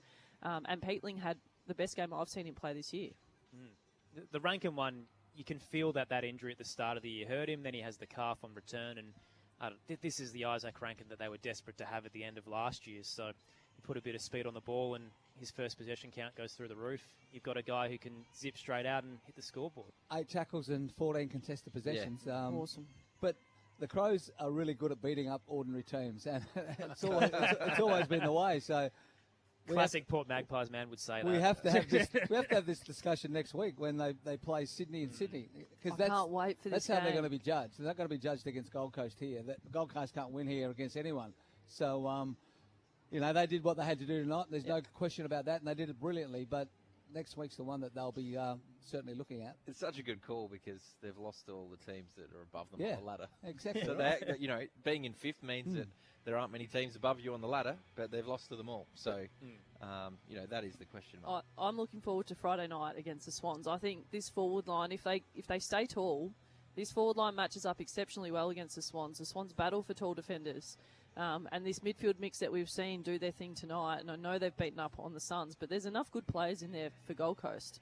Bring on Friday night, and unfortunately for the Crows supporters who've been on this roller coaster now for a little bit, I know that they'll be bracing themselves because this is enough to get your hopes up. So 13 times they reached 100 last year. They're one of the best scoring sides in the league. And now that everybody's fit and healthy, they've hit it for the 5th time with a massive 128-point affair in their win over Gold Coast. Josh Money's downstairs with the man we've just been hyping up, Isaac Rankin. Congratulations, Isaac, and down to you, Josh. Yeah, thanks very much, Aaron. We were just going through his stats, and he was pretty happy with his night. Isaac Rankin, who's been good enough to come to the top of the race. Isaac, is that your most complete game of the year, do you feel like, for you personally, just about? I feel like it's a step forward, yes. Obviously, had a few games where I slumped before, but just trying to get the balance right at the mid. Still working my way around it, but as a whole, I think we did a great job, and it felt like we won the contested ball and the clearances. I'm not sure of the numbers, but I felt like we did, and we got on top, and we tried to just play 4 quarters. We saw West Coast sort of fight their way back into the game last week. Was it a message tonight to run out the game and have a 4-quarter performance? Yeah, that's been the goal over the last few weeks, and then obviously last week didn't do it to how we wanted it, the standard we wanted to do it again. And then tonight was another. We had the emphasis on playing full 4 quarters, no matter what the scoreboard was. So I felt like it was another step forward, as I mentioned before. So yeah, it was nice. Been a few years since you left, but do you enjoy beating your old side just a little bit more than some of the other teams? Yeah, of course. I feel like it's another showdown for me, but yeah, it's always nice to get one over them mob. But as I mentioned before, we're just trying to have a good back end of the season, be a bit more consistent, and create some good habits leading in the finals. As a former Sun, are you surprised by their struggles? You look at their list, and in every line there are superstars. Are you surprised by their struggles this season? Look, they obviously got a talented side, and they they've been in some good forms, and there's been a lot of harp on them, making finals and really putting up performances. And obviously, I feel like they'll work it out. The boys are it's great over there. Hopefully they put it together and they can start getting some wins on the board. So yeah, it's not too bad. Here's Stephen Williams and Lauren Arnell. Yeah, well done, Isaac. Fantastic game tonight. If you were wondering, plus 27 in contested possession and plus 18 in clearance. So you certainly cleaned up the Suns in that area. Wayne Malira obviously missed a couple of weeks, but didn't miss a beat tonight coming back, and the drive that you get from him off that half-back line, you must be very excited that he's back. Yeah, he's such an important piece to the puzzle. We love having him. The drive of legs he brings, the energy he brings, the creativity he brings is just unmatched, and when he's outside you can definitely feel it, so it's nice having him back. And Sam Berry, if he's not the most improved player in the competition, I'm not sure who is, but once again he's looking like Greg Williams coming out the middle of the ground. Yeah, he's a bit like, he's a bull. He's a clearance king. He loves getting the hard ball and dishing it out, and also loves kicking goals himself. So he's improved extremely, and it's just good to see him, getting some credit for his work. So he does a lot of work behind the scenes in the last few years, and it's good to see him going well. Isaac, it's Lauren Arnell. Well done on such a comprehensive win and a great game from yourself. I'm interested in the shift of role just recently for you. It looks like almost pure mid. What's the coaching message for you, and how do they keep that simple for you during the week? Just getting the balance right. I think I sort of dropped with the balance in going forward and getting ahead of the ball. They want me to play that mid that can create and use the ball off the back half, and same as Wayne, be creative and use the ball. And I feel like I'm just still finding the balance, but tonight was another step forward, and Nixie was definitely happy after the game. Well, you've had 8 tackles and 8 inside 50s, so it sounds like a reasonable balance to me. Did it feel like after quarter time, I guess it's a two-part question. Firstly, what was the message at quarter time? Because from that point on, you guys controlled the game. And then secondly, how much did it feel like you guys had an extra number out there? Yeah, the message was just, we had a great start, and then we sort of let ourselves down the last sort of 5 to 10 minutes, and what we went through over the week with West Coast challenging us, and we wanted to play full 4 quarters, and Nixie sort of harped on it, and just getting your role done, playing for each other, not getting too caught up and selfish, and we just want to play our role and get our structure right, and as I mentioned before, create some good habits going in the back half of the season. Have you been spending time with Lockie McAndrew and his forward craft, Isaac? Mate, I told him to hit it to me, and he ended up cleaning it up and kicking a goal. So it was nice to see him kick a snag like that. Coming from a rugby background, I'm not sure where he got that from. It was pretty impressive. He's a big hunk of a man. How much have you enjoyed his growth? Because I won't say it was a risk, but to throw him in there at the start of the season, how have you enjoyed his work? Yeah, he's been just getting better every week, improving, and I've got a lot of respect for him because the showdown, he sort of Sweetie got it over him, and for him to come back last week and respond and put up a good performance really shows the sort of character he is and how much he wants to win, how much he wants to be in the side and play his role and compete. And he doesn't say much, but he definitely works on his craft and is real competitive. So it's good to see. Rory Laird, I've just seen him in the rooms with a moon boot on. Do you know how bad his ankle is? No, not yet. I was sort of chatting to him, and he seemed positive, so he'll get scans, and we'll see what that looks like. Hopefully it's not too long. He's another important piece for us as well, so we love Lady. Hey Isaac, we've been hyping up Junior, but how good is it to wear his Indigenous strip again as part of NAIDOC week? Yeah, it's unbelievable. Any chance to get to wear the Indigenous jersey is such an honour, and obviously Junior designed it this year, done an excellent job, and we got to wear it twice now this year, which is nice, and get the win. And I think we both, So it's always great. I felt like the big question over the Crows last year was their midfield with the straight sets exit, which unfortunately you weren't a part of, and now we get to see you on ball in the last few weeks, including tonight, and you just look so prolific. Do you feel like you're the missing piece that come finals this year, you're ready to rock and roll?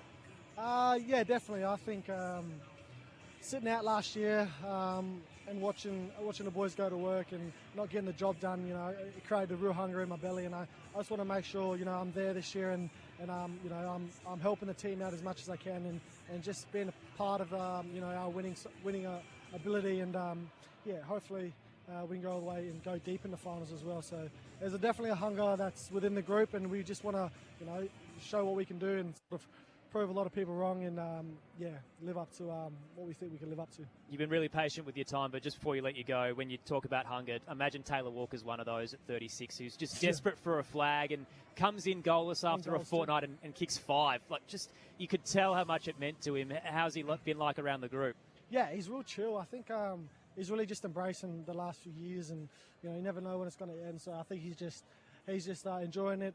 He loves, he's a larrikin, so he's just always talking a bit of smack and enjoying his last few seasons that he's got left. And he's an important piece for us as well. As I mentioned, he's a bit older, and so he's got a lot of experience and directs the group and puts us in spots. And he doesn't mind kicking goals himself too.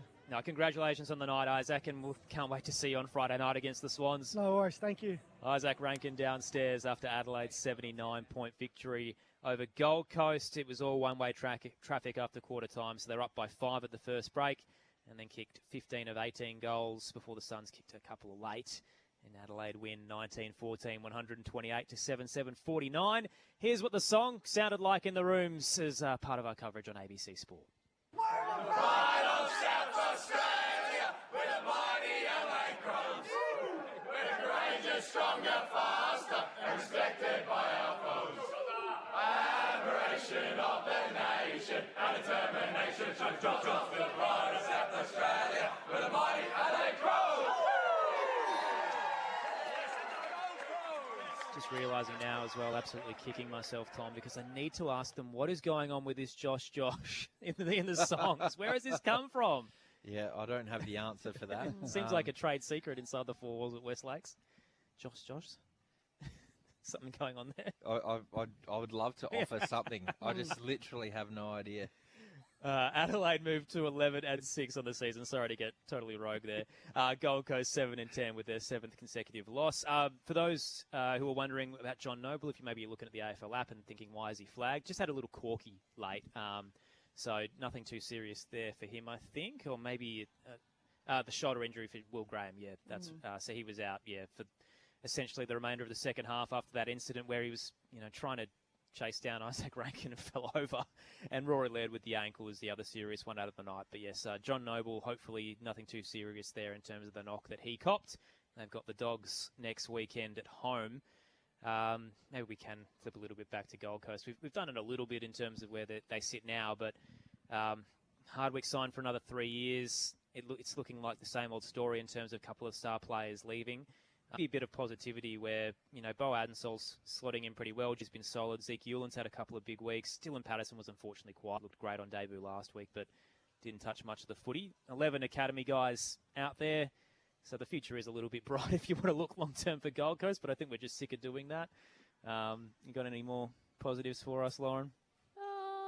I think you've covered it. I do think what we haven't mentioned that Ben Long's out, and I do think they would have missed him tonight for sure. Certainly his ability to win contests is important, but yeah, I just think it was about as bad as it gets for them tonight, and it's important for us to note that. And it surely can't get much worse than that.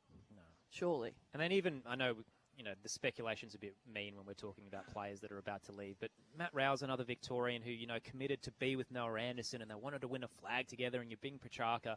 You just have this litany of poor performances and you go, gee, you could be playing at the MCG in front of 90,000 every week. The thing that kills me about this conversation is I lived in Brisbane for 4 years and I've got family on the Gold Coast and Brisbane, and I know the landscape of Queensland footy, and the Brisbane one's easier because the Gabba crowd, the Lions and the success that they've had, even when they were stumbling before the premierships really clicked in, the crowds were huge and there was enormous passion. At the Suns, it felt like in the last year or so that momentum was starting to build, and the Gold Coast market itself is much harder. Like there's no city. I don't think there's a city in Australia that would be more challenging for outside of Sydney. For any sport. Yeah, like it's a transient type city. It's not necessarily a locked in. It's definitely not AFL grounds. The stadium's in the middle of nowhere. Stadiums at Carrara, like it's a diverse population that is interested in many other things beyond AFL. And so to get a concrete supporter base, you have to build the momentum.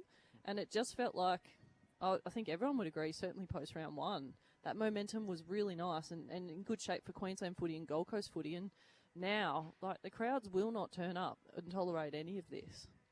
And you need the momentum to continue to build it, and that's the success we've seen with Brisbane in recent years. I think you can ignore the lack of a marquee team and blockbusters if you're winning, but if you're Matt Rowell and you're going, gee, we're not. Like, Yes. I'm committed to this team because we're supposed to be winning flags or playing finals, and what's the allure if it's not that? And there's an argument there, like, sorry to continue on the rant, but like the Petrarca social media profile, as someone like that on the Gold Coast counts for a lot, right? You can generate marketing, you can generate crowd support, and that's so important for AFL clubs, especially the Gold Coast. So there's an argument there, but then you see on field the cohesion for this playing group is not there. And I'm more than happy to delve into this, and I think Stephen, you'll have a lot more thoughts as well. Is like the mix of players, stars, and offensive weapons versus role players. The mix is all wrong. Yeah, well, that's the trouble, isn't it? When you have the way that they've been set up with all the high draft picks, and most of the guys that they've been picking are midfielders or key forwards, and it's hard to judge and juggle people around in different spots, and also Damien Hardwick is coming from a supporter base that is rusted on and willing to help you through, and the fact that you bring young people in and you're playing in front of big crowds at the MCG, it's a lot more forgiving than, as you've mentioned, about what happens up at the Gold Coast. And yeah, if you're Matt Rowell, why would you stay at the Gold Coast? Really, if Collingwood are offering you big money to come back, play in blockbuster matches, as you said, in front of 80, 90,000, it's a no-brainer. And not be part of a side that every single year falls away after the mid-season break. Like, it's hard that it's repeated and it just wears you down. And the Gold Coast have all this potential, but just keep falling short of it. We'll get the votes very shortly, and we've got about 10 minutes left in the coverage, so I do want to rattle through some questions from the earlier games today. Question in from David on the text line saying, with the Swans having two really bad defeats against the Lions and the Fremantle Dockers, are Adelaide the favourites on Friday night at the SCG? Well, all of a sudden, it's a really important game, isn't it? Like, if Sydney have been flying, we've all said, they're the team, but all of a sudden, after that second half against Freo, they look a bit vulnerable. And Adelaide have a history up to Sydney and playing pretty well. It's a small ground, so should be a real beauty. It's the true test of centre clearance for Adelaide, because yeah. the Swans are so good on ball with Brodie Grundy and Chad Warner and Isaac Heaney and Goulden, and there's some quality there. This will be a real glimpse into September for sure. How'd you go with your votes, Loz? I've kept it nice and simple, to be really honest. One vote, Taylor Walker. I think Rochelle's pretty unlucky there, but you can't ignore 5 goals for, can you? 2 votes, Jordan Dawson. He was everywhere he needed to be and also kicked 2 goals. And the man we were lucky enough to speak to with Josh Money is Isaac Rankin with 3 votes. As I mentioned earlier, almost 600 metres gained, 31 disposals on ball and 8 tackles, 1 goal too. He was dominant, and he had a lot of space to be able to do that too. Love it. So 3 to Rankin, 2 to Dawson, 1 to Taylor Walker. Adelaide winners by 79 points. We'll obviously unpack all the results from the day tomorrow as part of AFL Sunday at midday with Matt Clinch and Cameron Ling. 3 games to come with the Dogs and the Eagles at Docklands from 1 Eastern, the D's and the Tigers in the middle game at the G, and then the Lions and the Bombers at the Gabba from 4:30 Eastern to see if Brisbane can jump back into the top 4, which Adelaide currently holds. And, of course, tonight the Wimbledon Women's Singles Final from 11 p.m. on Sport Digital as all-check affair as we crown a new champion, so you can hear that on Sport Digital.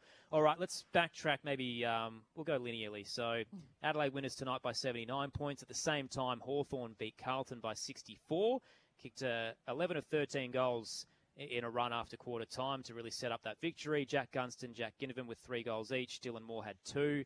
Connor McDonald with 31 touches, and the Blues lost George Hewitt early to a back injury. We obviously didn't see a lot of the game because we were on air, but unfortunately for Josh Fraser, this ends their 7-game run. I still think they're every chance of playing finals football, but I think the consensus amongst the industry was that if they won, he was going to put his hand up to be the senior coach after this because he's been so coy about saying he's not ready.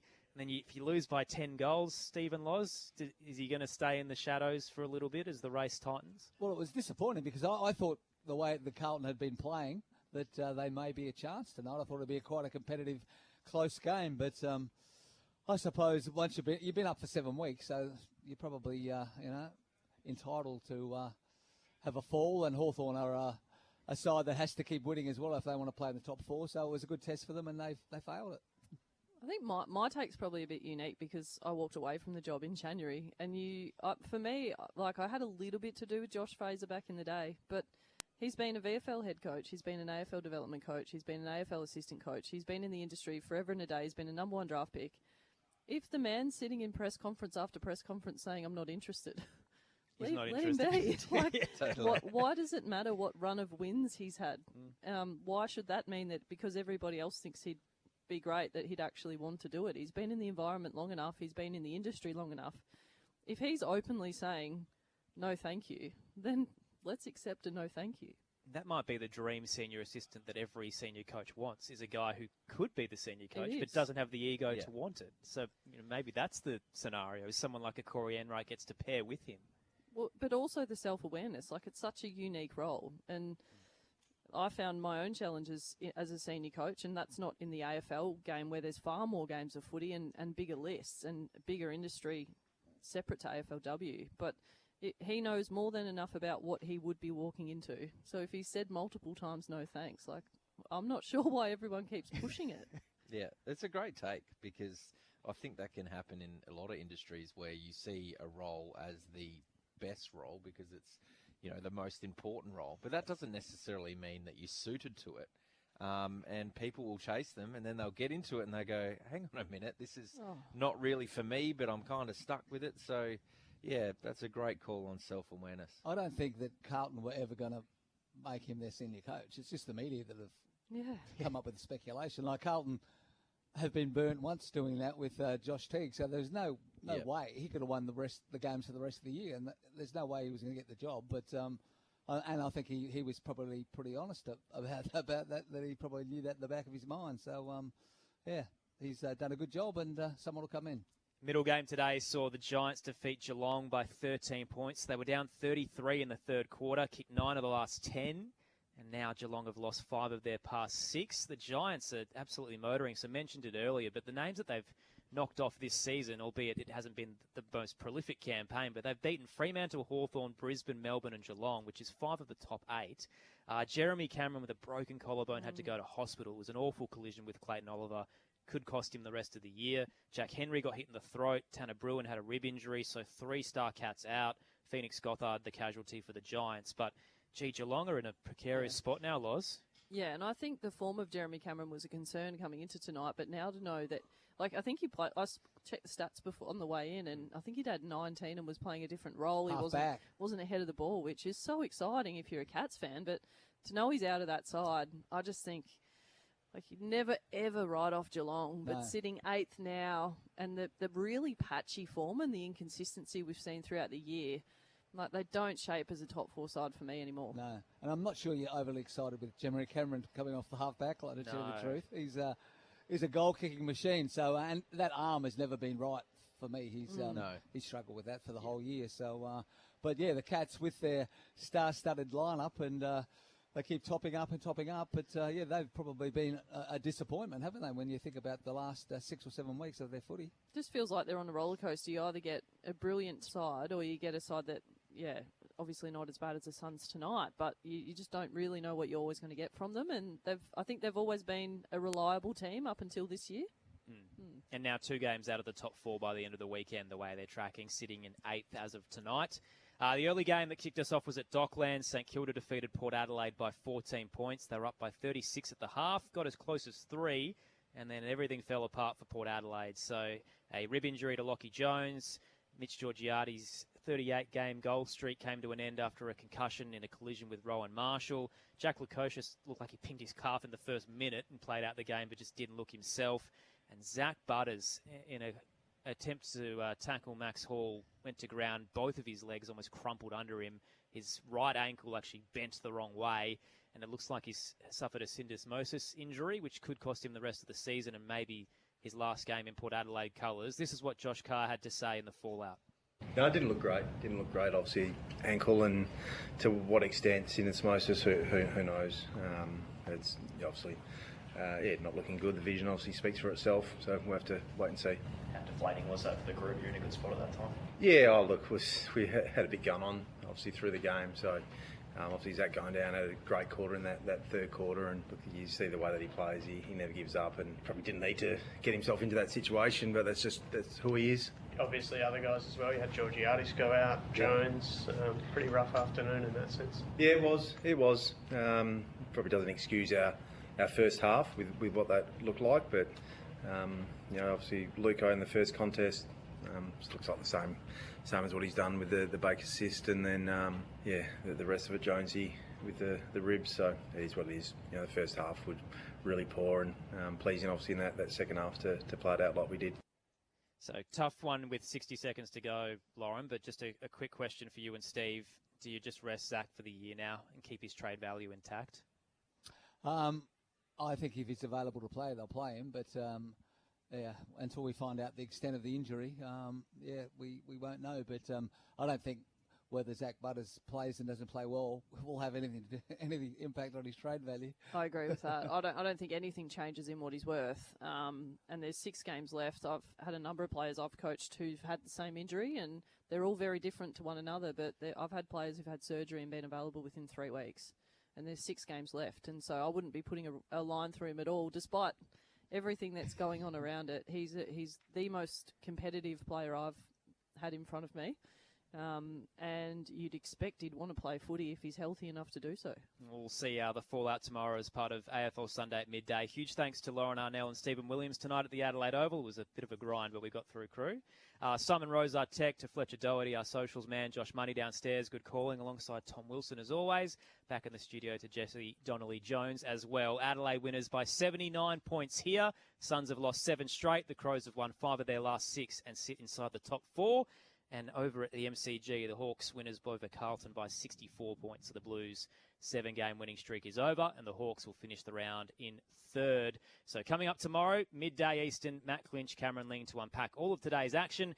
And then we've got a triple header of footy to wrap up round 18. It is the Bulldogs and the Eagles at Docklands from 1 Eastern, the D's and the Tigers 3 Eastern at the MCG, and then Brisbane and Essendon at the Gabba to wrap things up at 4:30. The Wimbledon women's final tonight, 11 p.m, which is right now on Sport Digital if you want to hear the call from there. All checker fair, new champion to be crowned, so make sure you tune in for that on Sport Digital. Huge thanks for your company tonight. We'll see you tomorrow as we wrap up the round on ABC Sport. Look after yourselves, stay safe,